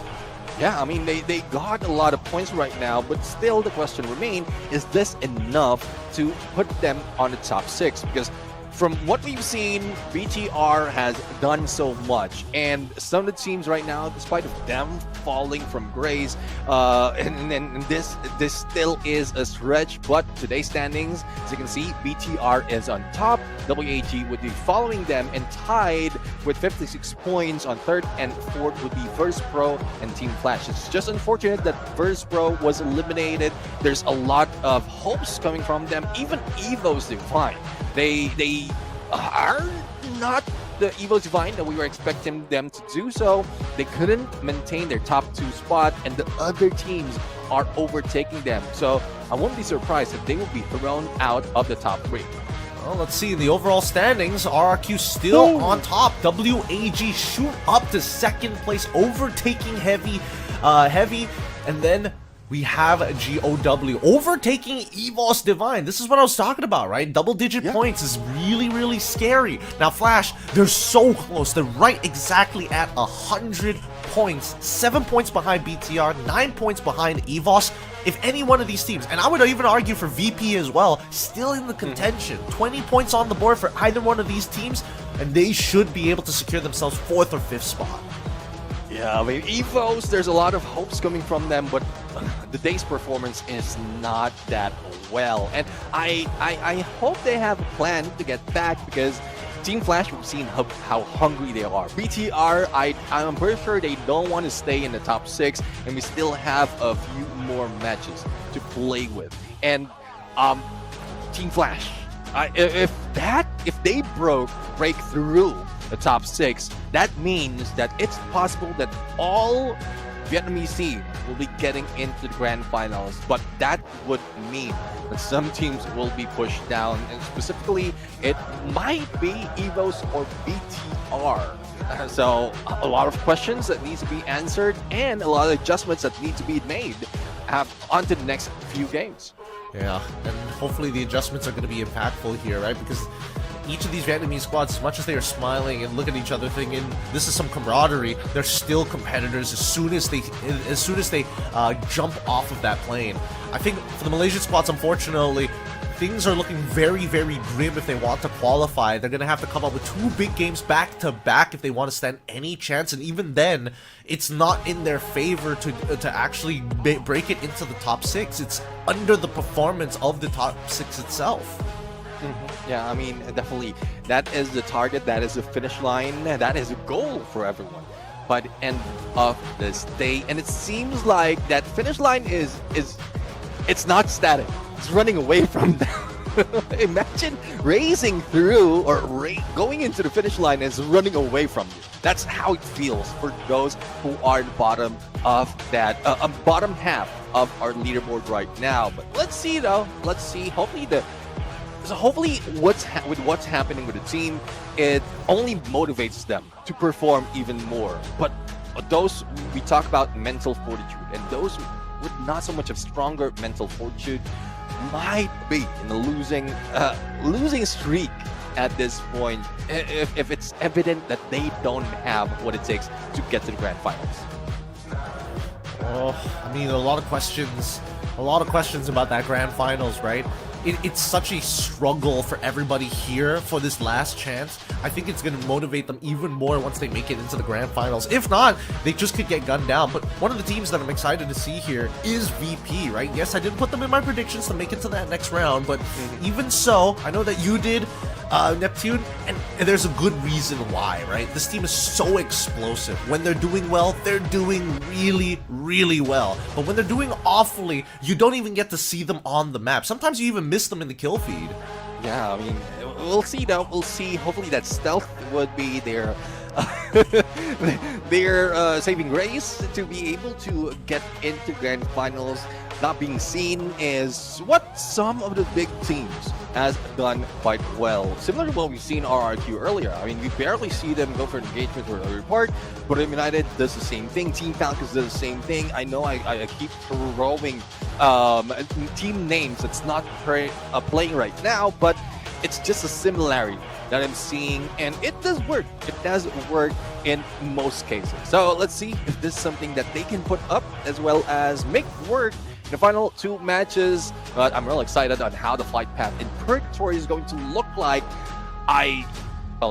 I'm not hoping I'm wrong. I'm hoping it would be a huge flight path. Before we go anywhere else, let's take a look at team stats of Magna Esports. Currently 9 in terms of elimination with 27, almost 30k on damage, and for assists on 18th with 37. But they are in the trouble zone with plenty of points that is needed, 35 to be exact, to cross the boundary and get over Team Flash.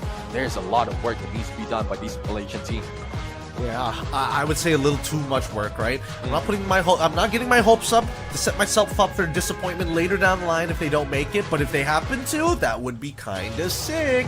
In the meantime, though, as we are doing our final checks on the players, make sure that the devices are working and ready to go before we start heading on into the map. Oh, I'm not sure how this is going to play out. I really don't, especially for like Purgatory as well. If this map is going to be skewed, we could get like an epically fast game, or we're going to have the most passive game of all time. Well, it is a huge map, so there's potential for the latter as well. So I'm looking forward to how it's going to end up, and that's why it excites me to see a skewed flight path. And this is just where it happens most. It's not only that. If you've seen from the past, probably a year or 2 years back, Purgatory is where the water circle often happens as well. So Purgatory is living up to its name. It's just bringing trouble to the troubled souls that is already dealing with pressure, especially in the latter part of this knockout stage. Well, looks like these players are about to start heading into it, right? Headsets back on, they're getting their final checks and are getting informed that it is about time that we start loading up into this lobby in just a bit before we start launching ourselves up for this 5th map. And right now, we just want to see the performance of the early game, right? Because so far, the early game has predetermined so many of the fates of our teams before we even get to the mid game. Most of the time, we're seeing a natural magnetism between the squads to lean into each other for at least 2 maps straight, right? Whenever the first conflict happens on the southern side, suddenly the northern side is basically untouched for VP to start walking in and get big points. Other times, it can split itself into 2 sides depending on what that third ring specifically looks like. Yeah, exactly. I mean, that's what I love about with the dynamics of Battle Royale, especially in Free Fire, and all those movement would not be the same every time. Even the adjustment is needed. A lot of adjustment is needed, and that's why we keep talking. Like, those are key words: adjustment, rotation, and as well as how they can improve their gameplay. It's more of how they can go with the dynamics of Battle Royale much better than the other teams. And we've seen that from the other teams. Some falter because, yes, they were playing safe, but towards the end, or like the mid-game, wherein there's potential of them getting the scores, that's where they fall down. So let's see if anyone would be falling down right now or rising to the challenge to get to the top 6, because we are up to the final 2 games, and it would be in Purgatory next. Oh, hopefully you guys just, if you're feeling tired with like how long it takes to get into these maps, don't worry, because Red Bull has got you guys covered, right? Go check out their new product, the Zinc and Vitamin, from Thailand specifically. If you're looking for a decently healthy option with a taste that honestly isn't too strong, so you can chug 2 or 3 of these cans, I would highly suggest just, if it's an emergency, sure, but in most cases, just take it slow, man, because you only need one of these cans to stay highly focused and to be able to seize every opportunity to achieve those stylish booyahs inside and outside a game.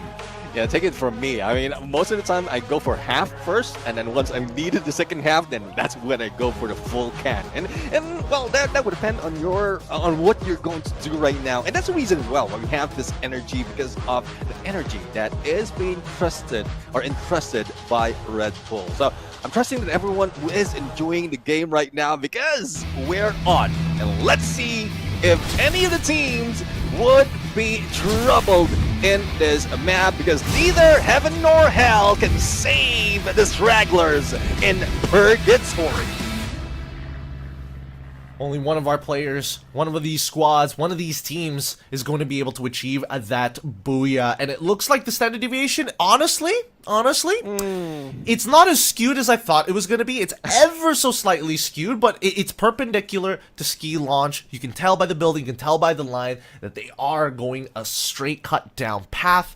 does beg the question where a majority of these teams are going to land, because naturally, if we get an even spread across the map, 90% of the time it leads the rings to head closer to Brasilia because it's right smack in the center. But the spread on Golf Course Quarry as well, I think that's 2. I'm not sure if I saw a third team there, but down by the south sides, RRQ and as well as Magna very close to each other. I think I just saw Heavy at the end, but Hot Drops already through. EVOS facing off against Todak in the building. Plenty of glue walls to be thrown as Abax manages, almost gets out, but a little too late. This scythe coming in from Ray, it looks like he's been playing a lot of Clash Squad, does not find a gun, and that's first blood here. EVOS luckily managed to bail out in time. It's a good thing Russia managed to get away, because you did mention a Clash Squad, and you've seen the site, how deadly it is on CS, and well, EVO's almost in trouble. We've seen them falter from, what, 2nd place or top place, and now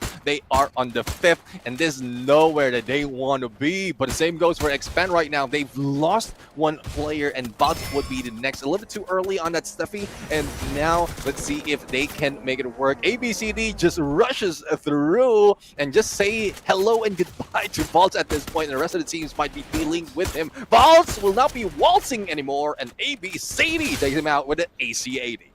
Unlucky for Expand. Every single motion and every bit of ground they decided to take ended up just being a crossfire. I thought it was strange initially that ABCD was willing to trade Valiant dashes, but I think it makes a lot more sense keeping in mind that the rest of his team is not too far away. Now, Luffy does find Rashia finally at the very end as Expand chases him down the field. And don't worry about EVOS, they still have one of their members still alive. Every bit of time that Rashia can provide for him would be ideal. But at this point, it's a pretty good start for Expand for now. Oh, wait, hold on. They're getting gunned down here as the Zom's still on it today. All right, Team Flash, you know how it is. They see blood, they are like sharks, and they go for it. Team Flash right now, 3 eliminations, a little bit too early, and we were expecting it to be slow, but no one is going with that script right now. RQ spotting EVO's Divine, and this might spell trouble for the White Tigers. And the Garuda at this point is also feeling some trouble going against the God of Wolf. A lot of animals in this gameplay, a lot of I would say beasts that is showing their fangs and their teeth right now, and as you can see, a lot of damage as well. But Abax might be the one feeling damage as well as the entire team. Valiant dash to break through against Abax, but 18-0 would be here with that M590. Tries to pull away, but I think deed has been done in terms of recovering their teammates, because the EVO's Divine is not out just yet. There's still one more player who will be coming back, but RRQ is still in this area, and it might be trouble for them, and not giving way for Russia to go for the revive. Yeah, the chain deaths are brutal. EVOS have barely gotten to play the game at this point. RRQ already throwing out that kill contract towards the Axel, who manages to catch it. But at this point, Expand, they've lost the majority of their members. Everybody else is looking to recover. Even EVOS managed to get their whole squadron back up despite almost having 2 close encounters. And we watch BTR face off against Magna, and they already found one with the help of the nade coming in from Koja to find that pick. Turns it into a 2v4, and this should be easy pickings for BTR. Nyx is going to get chunked out, but there we go. Jun goes down, and luckily Raz is revived in time before Koja picks him up. No! They even pick him off as well! They caught everybody! Koja with a 2K, and well, it was AC-80 in there for a takedown. Well, Magna Esports, unfortunate for them. They're a good spot at the beginning of the day, but BTR just says no, stay down, because they want to secure their spot as well. And you know how it is. This is the fight for the top 6. No one would be letting go, even if those coming from the top by the end from the beginning of this day, like EVO's Divine, is in trouble. So I'm still worried on how these teams will be maintaining their composure despite of all the pressure. But I love that EVO's Divine, Rasia to be exact, wasn't spotted by RQ, and he was going solo in there. But did mention that the full squad has been revived, so it's just a delay for the White Tigers to make their approach. Yep, and this delay really hurts their plans, right? Because we know how they love to have some high level gear as they run around this map, right? And Russia, he's still chilling. It's like I'm trapped. He's trapped, bro. I don't think any way of jumping can get him through that, and it's just a matter of the zone taking him out. He's trying. He's trying. Let's see if he can do it, but I don't think there's anything that he can do. Yeah, from that height as well. I was thinking whether he would like glue wall and like trying to hop the glue wall, but even then, yeah, no, from this height as well, he probably died just hitting the ground. And RRQ, they double check the area as well with kill contract. Rather surprised that they have done so, but now they're gonna go inside the blue and play from here. Yeah, I mean, I guess they used the binocular as well to spot spot Razia, but didn't see them. So not for sure. They're assuming that he's on a rooftop, and like they couldn't even farm 1 point. So just let it go. Just let it go. Just move away, and I guess you can find a few more points later on. For Heavy, this is one of their best map from yesterday, or well, not so best because they only have 10 elimination, but they did get their second Booyah in this specific map. So there's a huge chance that Heavy can even overtake WAG if the same script is followed from yesterday. Now we watch Virtus Pro, right? Because again, currently marking T-Quake from WAG's side. We do see that Kagendra is actually not too far away from them. I think this is Golf Course? No, it's not. As they continue to move on through the area, they gotta make sure that they don't end up getting pinched, right? Because right now, it looks like a majority of that circle is leading over Marble Works, Quarry, and Golf Course, the furthest western side island. This could potentially pull back to the right, assuming that a majority of squads are coming through those three entrances. The bridgeways, which is currently being controlled by RRQ and Bigatron on both ends. Well, let's see though if they'll be able to maintain that control. But on the other side, Virtus Pro feeling away from Team Flash. My God. I guess that was a mistake. The angle is quite wrong and gave an opening to Team Flash to gun them down. But let's see if Kagendra will be able to finish the job. Diamond right now in play, and Raph with Drogon managed to clear it out. And Virtus Pro eliminated. And that is quite quick. But here, they pull in Kagendra and Todak, two teams that need the point the most. And let's see who's going to survive. As they're trying to create a crossfire here. Wait, they didn't notice. Evo's actually not too far away. Irup has been getting some really good angles, trying to punish Faiz as well, but they've already taken down Videls. Noki does find Easy for dead. But now for Raf is the next one. Noki is going to get right in front of his face. He distracts him, traps, turns the corner, but it's a little too late. Videls is back on his feet, and they've already taken out the front line of Kagendra. Irup can't do anything about it. Flash looking at this fight. The revives have already come through, but that's some important eliminations as Irup goes for another swing to Videls. Doesn't connect it, and this Arsenal just completely locked down. I love the decision being done by Urav at that point because he just stayed in there in huge angle for the snipe, but he is staying in the revive platform. So even at this point, well, there's still a cooldown that needs to be done or that needs to be waited on, but he might be able to revive one more player from them.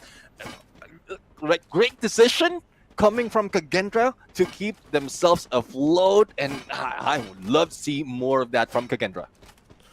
I would love to see more as well. I'm also curious about the rotation from Todak because we only saw them leap on in at the last second after VP started their fight against Kagendra, who already positioned themselves in front of them. So that was a unfortunate chain of events for VP. But now we look at WAG, Mount Villa. They're trying to control that area behind the mountain inside the blue as we cut back to RRQ following along the UAV into the golf course and controlling the mouth of it. But Heavy, they're so close. And they're on the roof as well. Did they not see each other?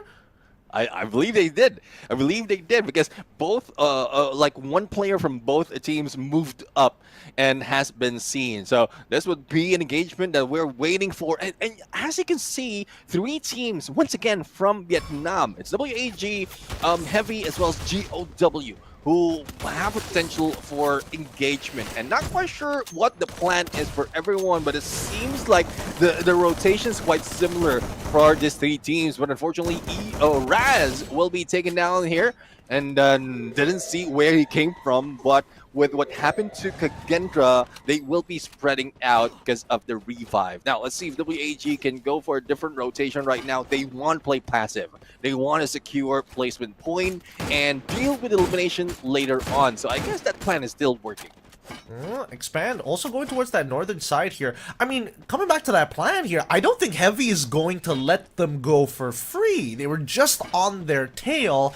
I'm pretty sure that WAG is aware of this, right? They're trying to sneak in from Mount Villa, but unfortunately Heavy have kept even further underneath the radar to mirror their exact movement to get a free way in. Now, they can quickly just go to the lower ground and then move towards that northern side. They are using the binoculars to check their back, and GOW actually is on the furthest southern side of the golf course, and Heavy, I'm pretty sure they can see the backs of WAG right now, but they can't see the full entire squad. They're going to need to close the distance because on the north side, we've seen that Expand alongside with Flash and Dota have all made a decision that they want to die on this hill.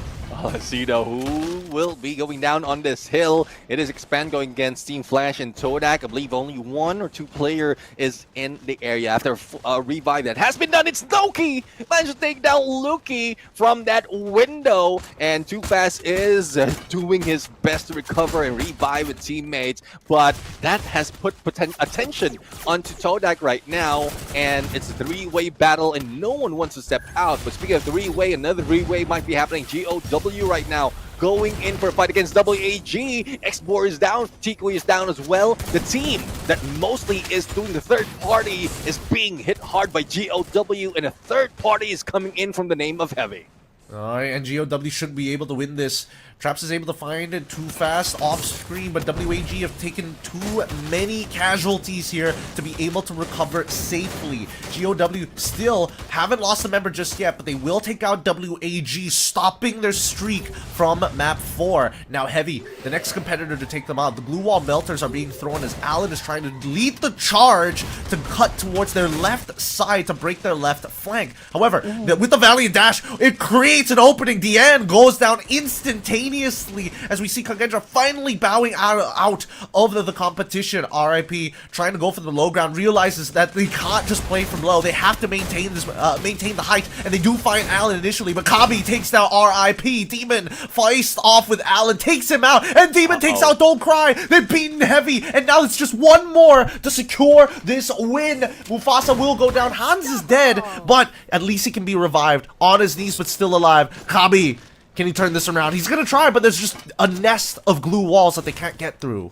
Yeah, definitely. I mean, once GOW recovers, it would be a rush on Kabi right now, and Kabi might not be ready to go in for the fight. He does have that AWM. He might be able to land one shot, but from behind, it's Team Flash! No, it is Razia from Eva's Divine managed to hit him. A lot of teams had all those attention on the high ground, and it's just unfortunate that they have lost that fight. Now, we're down to 7 teams right now, and Team Flash potentially would be the next one to go out. For RRQ, they need to deal with Sodak, and all that pressure together with Blue would be detrimental to Sodak's move into the next phase of the circle. Even Team Flash from behind might be the threat, but Dudes will be going down, but the deed has been done, and RRQ has dealt with 3 players from Sodak already. Only Videls remain. The pickup has been done. Riptide Rhythm coming out of nowhere and opens up the door to Videls.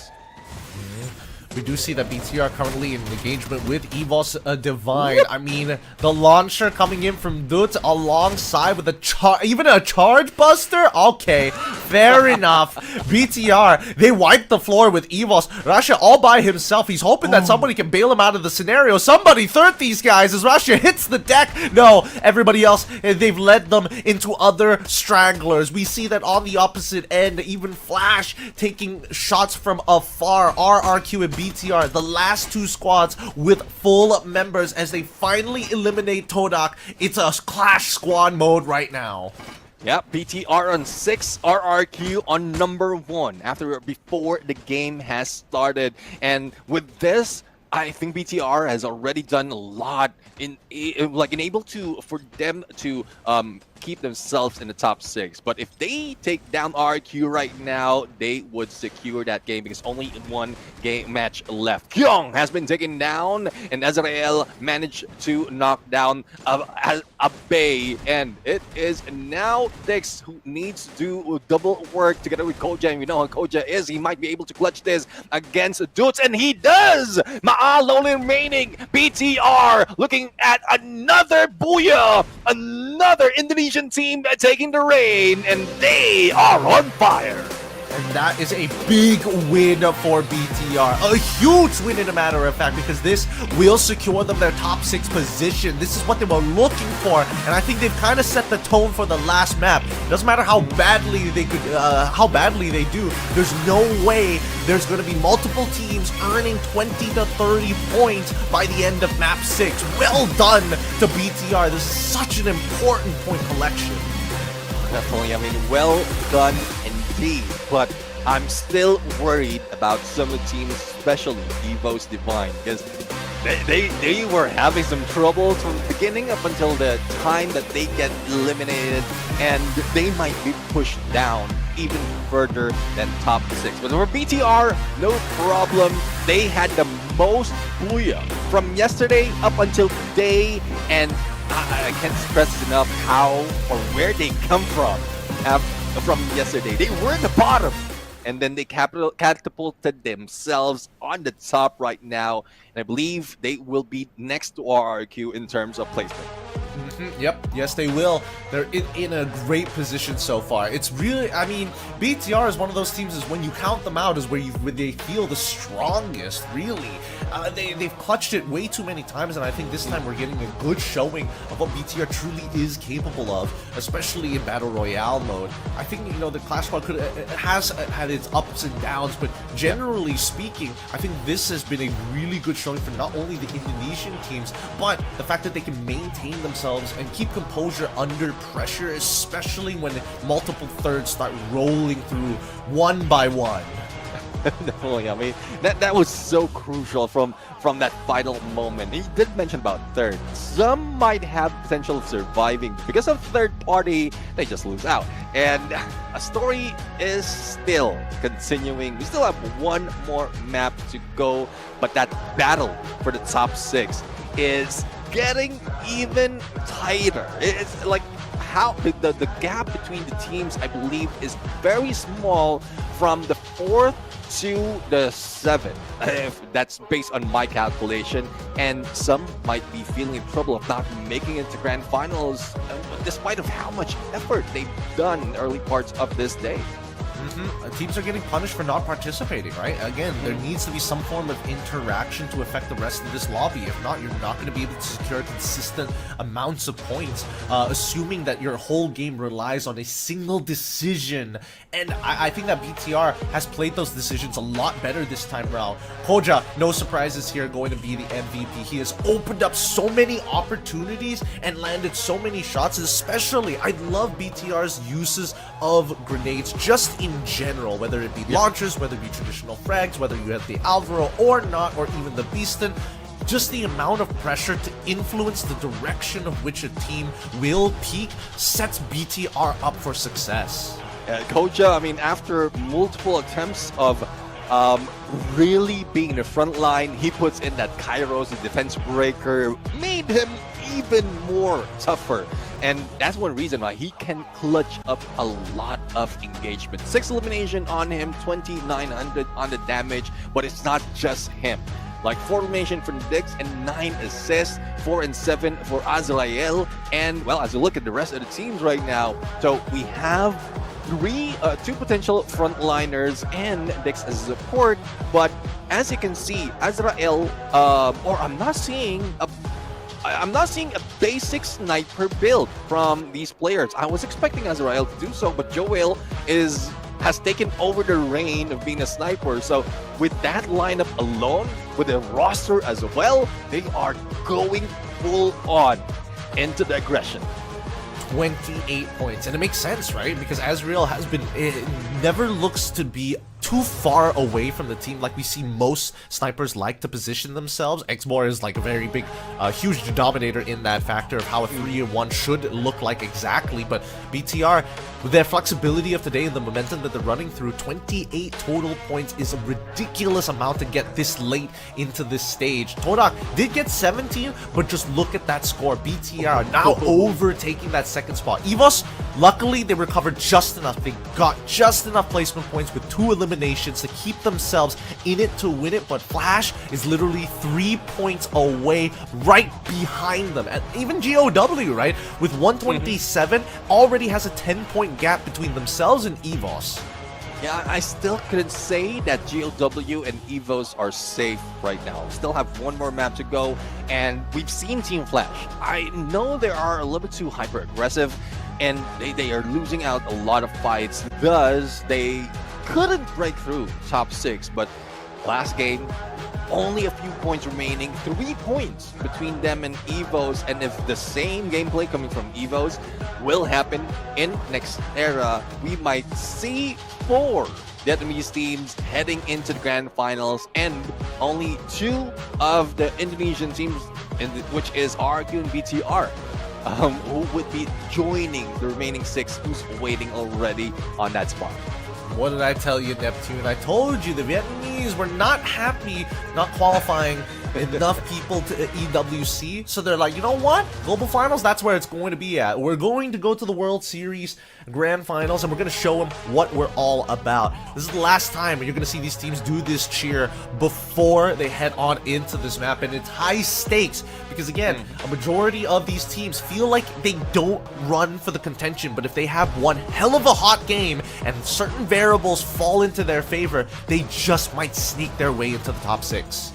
And let's see though who's sneaking their way in the top 6. Todak, as much as I want to believe that they'll be able to make it, it is just so much in terms of point difference. The only thing that I'm looking into for Todak is just to give a good show. Make sure that they don't falter, deny anyone who is in contention of the top 6, and like we might see more of that, even more. And I would want to see Magna Esports to go there as well, but 21 points behind Virtus Pro is just enough, and 45 points to be able to overtake Team Flash is just too much as well. So I guess there's less contention from the 8th to the 9th, or 8th down. It's more of how the 4th, let's include the 3rd as well. Heavy, WAGGOW,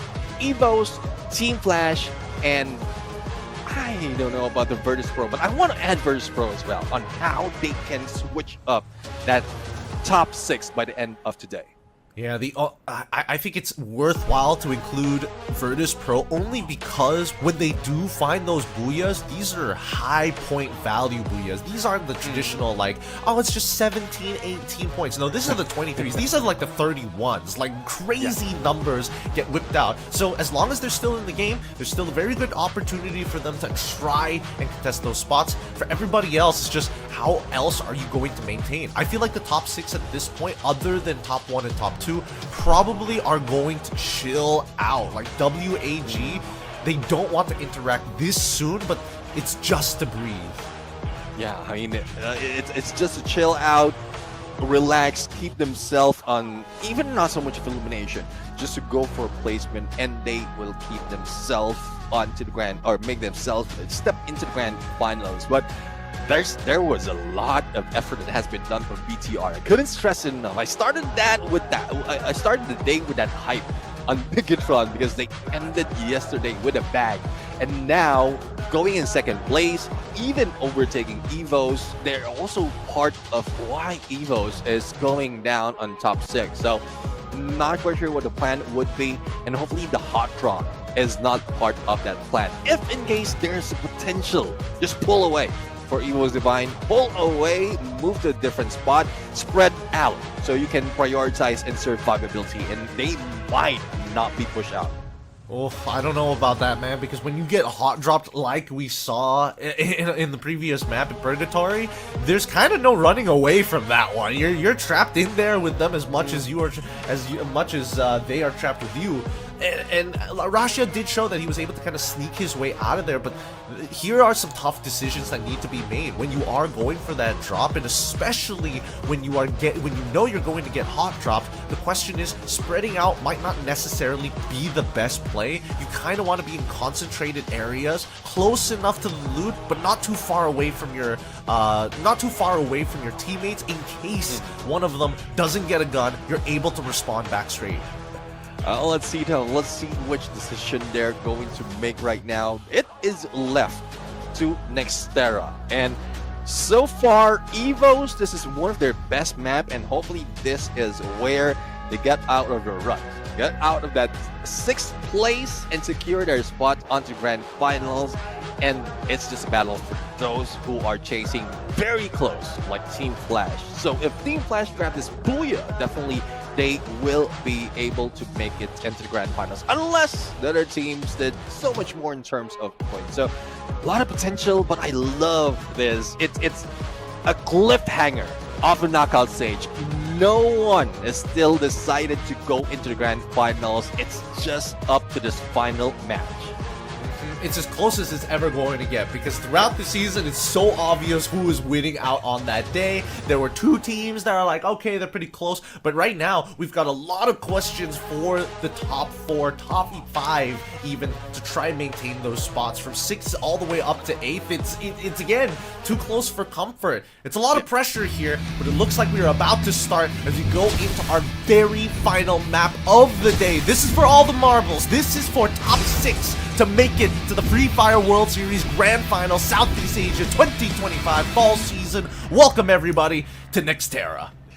Week 6, map 6, and the aim is top 6. Hopefully you don't translate that to a different different form, but that is the goal of the team right now. The flight path is coming from Intellect Center going into Mudside, but as you can see, a hot drop will be happening, and Team Flash might be capitalizing on this. They only need a few more points to be able to catch up to Evo's Divine, but I did mention that Evo's Divine, this is their best map, and I don't think that chase would be much easier. Team Flash already dropping in. Expand, I think they were a little bit too late, and ABCD, not quite sure what happened. He was just stuck in there, running through the bleachers. And only Team Flash will be able to recover because Expand is doing a number for them. And this is one thing that we've seen so much, and some of the teams who are not, who wouldn't be able to get into the Grand Finals, they put in a lot of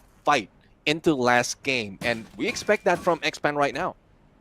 And Expand, they saw the hot drop happening. They decided to not go for the widespread. Instead, fight for the main building and redistribute the guns out whenever necessary. For now, Shin, he's got a pretty powerful weapon on his hands, and even he's got armor and some medkits, so he's kitted up enough to try and take these pot shots at Expand. But Expand, looky, he's keeping that angle in his line of sight while letting the rest of the Expand members slowly push in to clear out these buildings one by one. Can he do it? He's been playing hot all day. Whoa, no! This is not looking good for him, but it might be enough to nade. Almost taking him out, but he jumps out of the time turner, thinking that he could make it. Gets clipped at the very end. And now Shin is the next to fall. Didn't get the crossfire set up, and Kagendra catches them with their pants down. They might have just saved the last member here, but at least Shin gets revived. Flash make it out of this fight, and Expand now must face off against the Kages. Let's see if the Kendra, the Garudas, will be able to fight off against Expand. One has been knocked down already, and Nufi will not be revived. A little bit of quick movement as well to chase out, or probably patrol the area. And too fast isn't fast enough, but fast enough to go for a revive. And Loki will be back. Expand is still in play. Everyone is still in play, though, despite of how the early engagement is happening versus Pro, the team that is much more hungrier and can eat. White Tigers are now dealing damage to them. This is all part of the Virtus Pro plan. If they take out EVOS and minimize how many points they can get, they've got a very good chance at overtaking Flash and as well as EVOS. They're not too far, assuming that they go into the very final circle.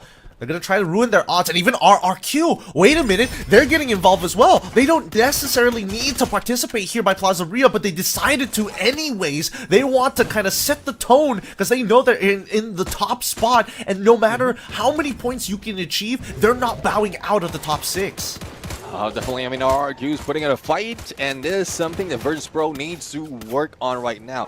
Good chance as well, or good decision as well, to pull away and just chill a little bit for Virtus Pro, because they don't want to deal with that. Earlier, they were gunning for EVOs, and now RRQ has jumped into the fray, and they don't want to deal with a third party. Even WAG has the potential to go for the third party, and you know that is one of the signature of WAG at this point. For this day, once they hear the engagement, they slowly creep in, and once the gunshot dies down, that's where they just be the wrecking ball to clean the area.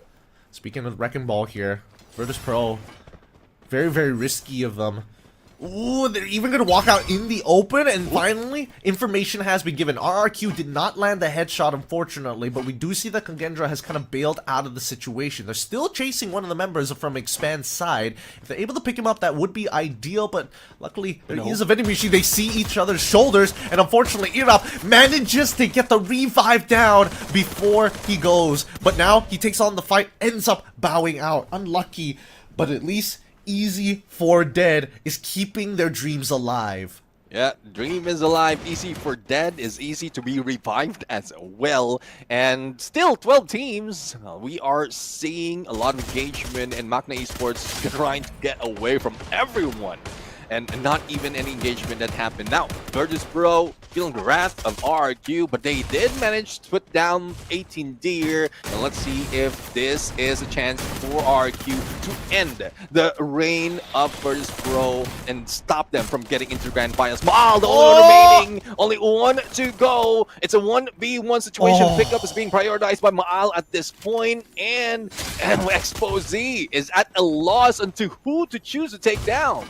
Yeah, there's just too many resources, right? Too many resources from RRQ side. They still are pretty healthy on those glue walls as Maal books it for the vending machine. And Virtus Pro, they've handedly lost that fight. They're going to have to just walk away from this. The only member alive, they wanted to take out EVOS. EVOS manages to slip out away. RRQ being the saving grace of the current top 6's VP get eliminated out of this race.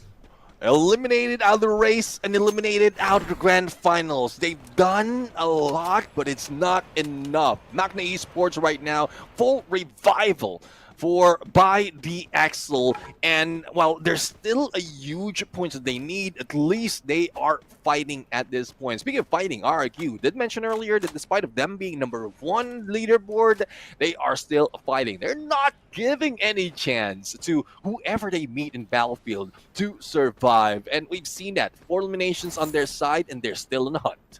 Yep, they're still hunting around. They're still looking for opportunities. RRQ literally having taken off the shackles of worrying about how this game is going to play it out. The first ring finally comes to a close. Early fights happening from very specific teams, but now just look at the way that everybody is hovering around Plaza Rio, right? They're waiting for opportunities. They heard the gunshots coming that way. Even for Magna, they managed to slip away through boxing gym in towards the northeastern side of the map. But that pull on that second ring towards Farmtopia Plaza Rio Grav Lab, that is, I wasn't expecting it to go there. Yeah, I mean, it's a huge shift, and it would pull everyone out in the open. Now, speaking of the open, there goes the rush by Expand, and Raz will be taken down. They're still not out, I believe, and Raz will be revived by Irap, and Kagendra quick-minded, quick fingers as well to go in and get the team back together. Now, for Expand right now, 8th elimination, and this is what I'm talking about. Once they get into last game, they just show up, and hopefully this showing up happens a little bit early in the knockout stage for Team Expand. With valiant effort, coming from the team. GOW, another team that who might be in trouble, but that would depend if Evos would be performing, because Team Flash is the only contender out of the top 6 that might be able to overtake Evo's Divine. Yeah, I mean, if we're looking at the score, right, it's so neck and neck. GOW has the same points with WAG, and even so, GOW still has 3 points already from this game alone. EVOS is the one that you have to keep your eyes on alongside with Team Flash, because they are the ones who need to fight each other for that 6th spot, assuming that anybody within the top 5 dies now. Let's see now. And that's a huge call, a tall order. But speaking of dying, there goes Luffy out, and X-Pan would not be sticking around. Well, other than Luffy, who's trying to go in. Not quite sure what the decision was. He just jumped in. Misclick probably, but he does have a launch pad just in case. But I think it will be a little bit too late. He did recover, but no shots landed onto Luki. So not gonna sure if it's luck or if it's pure tactics, but he managed to survive. Oh, the nade spam coming in from Dudes' side. The glue wall melters are highly concentrated on that 2nd floor. WAG even sending T-Quay to that top floor just in case things get bad. They need to be able to recover straight away. Now BTR is taking pot shots at RRQ on the bottom floor, making it difficult for RRQ to really press the advantage here, giving WAG enough time to kind of hold their own and really fortify their position. Now EVOS Divine is coming up on their back, and RRQ, they are pinched in on this ground floor. They need to make a choice, and their choice is to go into the neighboring building to deny that space. They managed to hold off. Now the Riptide Rhythms, can they save their one member? Maal finally ends up going down into the dirt. Wait, hold on. Coach Hill, he finds 18 Deer. They might get a little bit more. Wait, 18 Deer. He goes back down again. 2 fine with a single nade. EVOS, they've got the call now, but they also know that WAG is sitting in that next building. They have no way to secure these eliminations. That's technically 2 full squad wipes onto RRQ that they couldn't capitalize on. Coach Hill could have done with the cleanup if he had enough nade, but he didn't pull away. At least 1 elimination for Evo's Divine that would help them, and that would be a threat for RQ. So it's either they pull away and WAG would be the next contender against Evo's Divine. For GOW, they are playing it safe, trying to go in for long rotation, but Heavy doesn't want to deal with anyone just as well. But for Team Flash, this is a team that I don't know what decision would be. Would they be aggressive as they're often are, or would they be passive right now to go for placement, because it's very close? If in case Evo's Divine would be eliminated in this 3-way engagement between RQ and WAG, that gives an opening for Team Flash to get to Grand Finals. You know, speaking of opening, I think Heavy have recognized that once that blue closes in, half of the map is going to be cut in half by just a body of water. So they need to clear out their backs, as we see BTR in the middle of this fight against Expand, who again, Expand been recovering the entirety of the game. They eventually recovered so well that they were chasing Kagendra to only lose and get a pick off of their own members, and Kagendra ends up chasing Expand back. So it's been a continuous back and forth in this game for Expand, and BTR has been the clear victors in a lot of their scenarios, but this time round, they're just focusing on staying alive. By Grav Labs, they hold on. Kagendra with the late drop on that southern side. We can see it just at the edge of that mini-map. We'll have to deal with GOW first. BTR holding out strong. Well, let's see though. I mean, BTR, great decision for them as well, not to engage with X-Pan, because the blue's closing in, and they know that X-Pan doesn't have an opening onto the edge of the circle once it closes. Kagendra would be eliminated, and it is down to 10 teams. GOW still part of the mix, and they will be targeting Evo's Divine. Great shot onto the window. Glue wall could have prevented that, but they also need an opening just in case, so that they will not be backed up later on. But it's not only Evos that's dealing damage to GOW. RRQ is joining the mix, even WAG, and seems like GOW will be falling down. But have they done enough to keep themselves on the Grand Finals, or would this be their losing game not to proceed into that next goal? I'm not seeing Flash on that kill feed, so I think they might be able to do it. They just gotta keep holding out. If they can get another positional points, that'd be great. But now BTR Ezreal dealing with Luffy, no problem. This was a battle that was bound to happen and expand. Look to be the first ones to make it. Unfortunately, with Dix already with the Dimitri as his secondary active card that he picked up on the map, they just tank through the damage. Now the second most important fight is Heavy fighting against Flash. Whoever wins this will take control of the Western Island, and the nade from Allen is good to secure one. Now they have to take space up onto the field. The garage is wide open. They could take the field side, but no. Flash want to play around this compound. Heavy don't need to do much, knowing that they have that man advantage, or more importantly so, that they don't want to afford another person bowing out this early, because there's nowhere else to revive them, and nobody wants to utilize a pocket mark for just one guy. But BTR, they hear the gunshots. Flash are trying to back off, and I don't know if Heavy notices why they're backing off, but now the shots are starting to come through from BTR's side. Allen walks out bold and brave, gets shot in the back, recognizes that they close off the angle, and now are spilling in, flooding through the building. BTR need to be slowed down, but this is the same position Heavy was caught out by BTR the last time. Don't cry this time, adjust it well with the glue wall, and the chrono drops it down to cut off line of sight. BTR, now they don't have the tempo. They need to back off. They missed their opportunity for the third. Don't cry saves the day. Yeah, don't cry, and the rest of Heavy managed to sustain in that fight, and it's a good decision as well for them to pull away, because Team Flash had a great idea of funneling them in, but the moment that they got stuck in that compound, it's just a window and door that they need to deal with, and there's no way out. But speaking of no way out, Eva's Vine has no way out indeed, and they will be pushed down to 6th place because the scores only one remain, but WAG would be dealing with RRQ, but going into Todak right now with only one player. Quick revive can be done, but they need to deal with BTR. A 6th elimination from Todak. RRQ is out on the other side. WAG being taken out by Magna Esports. This is what we love to see from the early parts, but Todak Traps decided to pull away. Monster Truck, a little bit of armor, but he will be taken out by Koja with an AWM. BTR, Evos, and Magna Esports.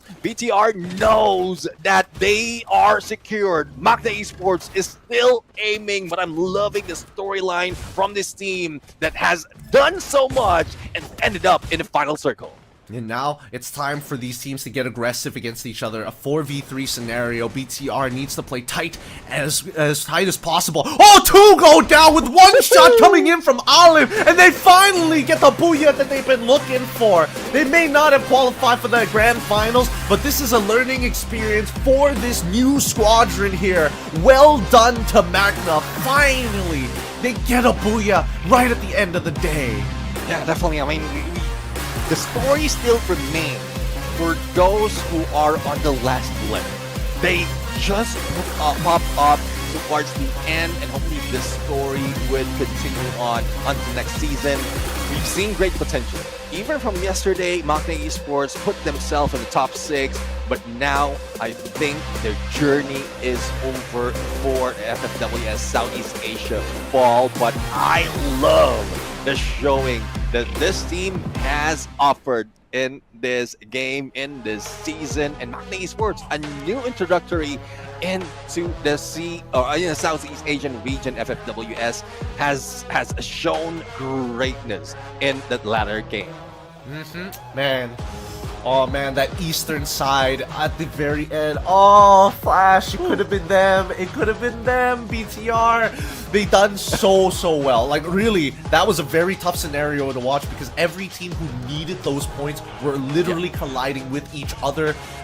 If RNG could have played it a little bit differently, the spread might have looked a little bit more even between the eastern and western side of that ring of Grav Labs and Plazaria. But man, just well played all across the board, right? GOW, they managed to secure their spot at the bare minimum. Flash bowing out at literally the wrong time. If Heavy lost that fight, I think Flash probably would have had a chance to contest for top 6. Yeah, exactly. I mean, there's only 2 points earlier from the beginning of that game for Team Flash to get into the top 6. It's just unfortunate that it's the pressure as well as the decision, plus the addition of BTR just trying to chase against WAG that just got into them and made them like lose out in making the right decision. But as we look at the highlight right now, this is where we see all those engagement that has led to this. Now, the only question that I have in mind right now is Evo's Divine. I know that they've done so well to survive a little bit longer, even take the 3rd place from that game. But have they done enough to really keep themselves on the top 6? Is this part of the plan? Is this part of the plan to show that they're not that good after getting EWC champion? Or is it just something that is off right now for Evo's Divine? But before we go anywhere else in terms of topic, let's congratulate Magna Esports right now. Their MVP June, formation 23, 38 on damage and 6 knockdown, wearing that Oscar, as well as a Joseph Ford and a Shani, together with that Arvan as a pet. Yeah, I think, you know, overall, at least some of our legacy players here in Malaysia are still showing up every once in a while to secure that booyah and also guide in and usher in the next generation of Malaysian esports Free Fire athletes to the game. Because so far, I think that at least for Magna's side, it's not too bad. At least you could see that they were walking in with confidence. They weren't hesitating as much as we saw during, in comparison to like the regular season, to get a feel for things. They feel a lot more comfortable this time round, which makes me excited to see them the following year, whether or not that this roster is worth keeping together. Yeah, well, I'm really excited to see more of Magna Esports if they will be part of of the next. But hopefully, with this showing coming from Magna Esports, we'll see more of them. I love how they evolved from being new to, as a team, new to FFWS Southeast Asia, because I couldn't say individually, because you know, like even the Axel, GetBoo, there's a lot of history in terms of Free Fire pro scene that they have gone into already. But as we look at the team stats right now, well, it is the work of June and Alif that really made it work for them. 1 point, 1 elimination for GetBoo, and unfortunately, the Axel didn't get any. As we look into their active skill, surprisingly, GetBoo, this is the first time I believe that I've seen a Zane being used in Battle Royale. Most of the presence, most of the appearance is in Clash Squad, but I guess if it works, it works. They gave up on the Bombardier role. They're not even running Beastion, just extra information, more firepower when it comes down to rushing your enemies as a squadron. And I think that kind of works for MEC, for Magna Esports' overall playstyle. They've got some shooters. The question is that it's always first contact, which they struggle with. Once they've got a good lay of the land is when they start to push through. But in terms of points, 21 total points, BTR with 18, Todak with 13, Evos with also 13 as well. Very important points to get them, and WAG with 12. So we go to our overall standing, and there you have it. How close was it? Oh yeah, I mean, it was very close from the beginning of that match. It's just the placement priority as well as survivability that has been done by Evo's Divine in that game. I did mention they were 3rd in that match, and in terms of elimination, it's not so much, only 5. So a total of 13 is enough to keep them afloat.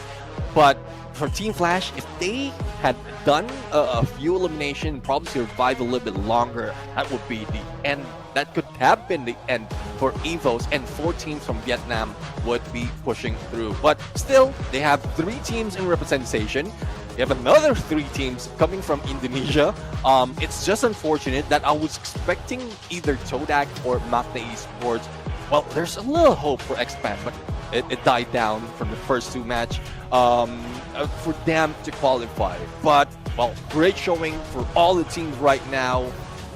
Well, it is what it is, Gideon. We are ending this day, and we have seen the final 16 that will be joining us in the grand finals.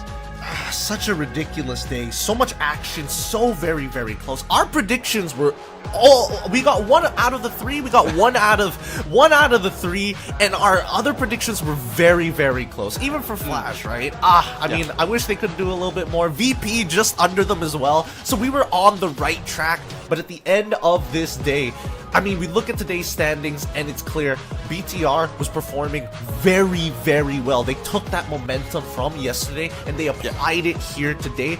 All Vietnamese teams doing somehow a good spread from 60 to 70 points.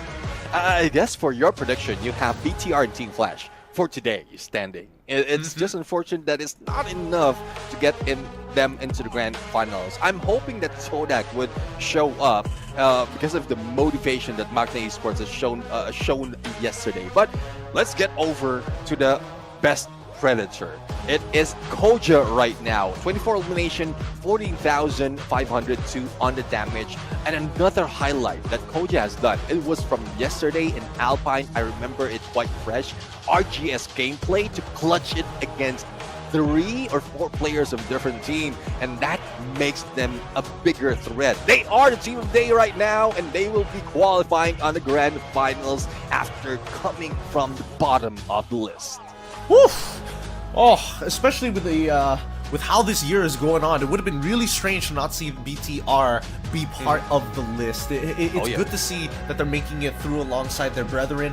But man, well deserved. This is the team of the day that they should be definitely should be proud of. But hopefully they can maintain this progress as they move into the grand finals, because that's where it's going to matter the most. Yeah, definitely. And we're going to go for an interview, and I believe it would be going into Bigatron Esports. I mean, they have a Booyah as well as showed up being the team of the day. From yesterday's final match up until today, this is the momentum as well as the motivation that we want to see from the team. And I want to hear, I'm not quite sure if it's a player or probably the coach on what they've done. I think I'm putting so much emphasis on Chris Jaw right now.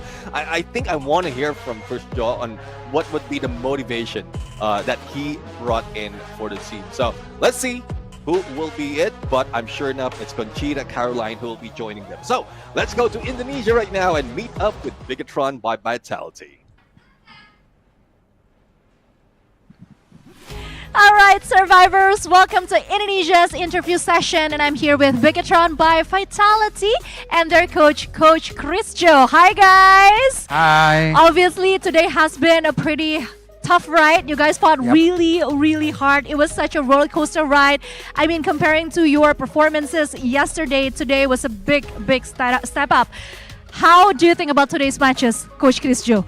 Okay, so it's really been a rough week and hard week for us, because we have struggled in the first day of the yesterday, but we step up of the game today, and we really happy for that. And this is my players, an example for the winners mentality.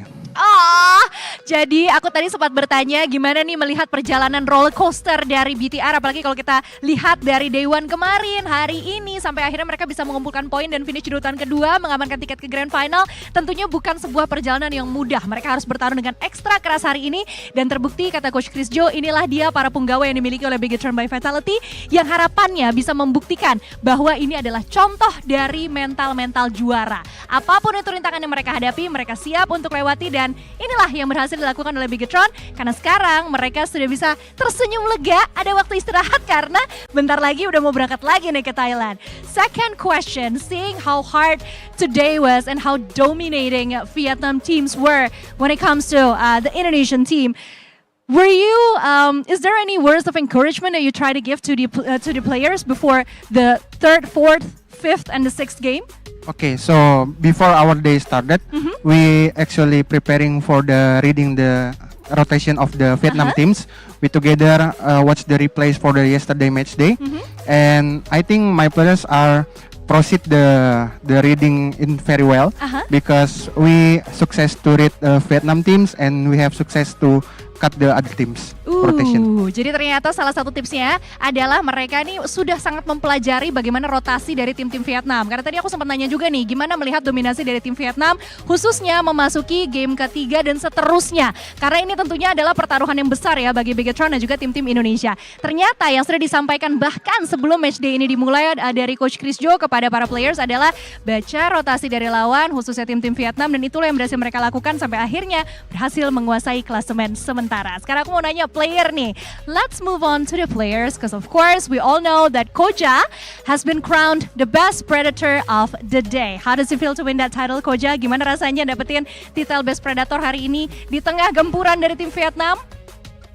Rasanya alhamdulillah banget ya bisa predator kan. Terus alhamdulillah lagi udah lolos ke Thailand. Ada yang mau dilakukan nggak sebelum nanti berangkat ke Thailand? Mungkin ada ritual-ritual khusus supaya nanti bisa lebih fokus lagi? Ya palingan nanti makan-makan alu geneci minta sama Koed.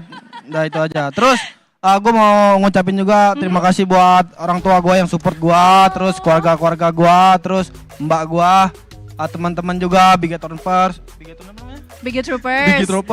Ya nggak pernah. Terima kasih banyak yang udah dukung kita. Terus buat pacar gue juga terima kasih. Oke, pacarnya namanya siapa, nggak mau disebut sekalian? Aziza, makasih Aziza. Okay, so I asked him how does it feel to be the predator of the day. Of course, he's very grateful. He's super excited. Can't wait to go to Thailand. But before that, he wants to go and eat with all the team to celebrate their success. And of course, to prepare the mental before they're going to Thailand in 2 weeks. And also, he is thanking each and every single one of his family members, as well as loved ones and the fans, Big Troopers. Thank you so much for your constant support. They wouldn't be here if it weren't for you guys. So, one more time, a round of applause for Bigatron by Vitality. Congratulations, you guys. I'll see you guys in Thailand. Good luck on the grand final. And now we're gonna go back to the casters. Take it away, caster.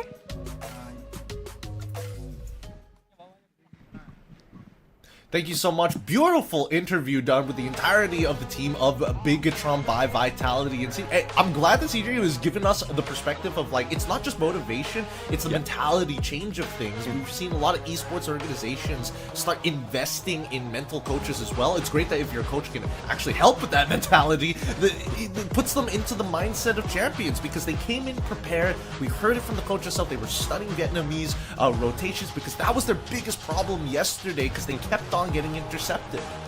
Yeah, definitely. I mean, that's the huge amount of teams that is part of the knockout stage, or this final stage of the knockout stage as well. And I guess it's a good plan as well to study the rotation of the Vietnamese team, because when we started off yesterday, there's a lot of pressure being brought in by the Vietnamese, and we've seen it in the leaderboard. Almost everyone from that region has got into the top 6. So it's a good decision coming from Chris, Joy, and also the mentality from the team as well. I can't. I keep repeating myself that Bigatron has shown up plenty of times and they are still showing up. So I love to see the evolution of the entirety of the team together with the staff as well. Yeah, no, it's great. It's great to see their evolution. It's great to see them continue to mature, but I don't think that their journey is done just yet. There's still the grand finals that they have to be concerned about, where people are not only going to fight back and show resistance, but they are going to be extra sharp getting into these games, because if there's one thing we know about Indonesian teams is when they have momentum, it is really hard to stop them.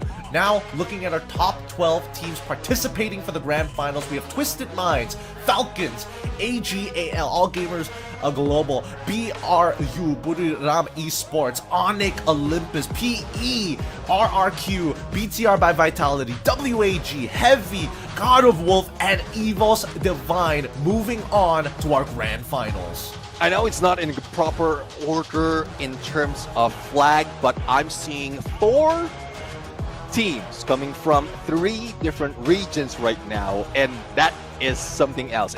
It shows the balance of how the teams are showing up in this season, or let's be specific, in this year, because this year was a rise of a lot of regions, a lot of teams. One is Vietnam, and then Indonesia as well, from how they did it in the spring as well as an EWC. But that is it. Well, this is the end of the day as well as the end of the knockout stage. I'm Neptune the Gentleman Garcia, together with Gideon Q, and we thank everyone joining us. See you on the grand finals.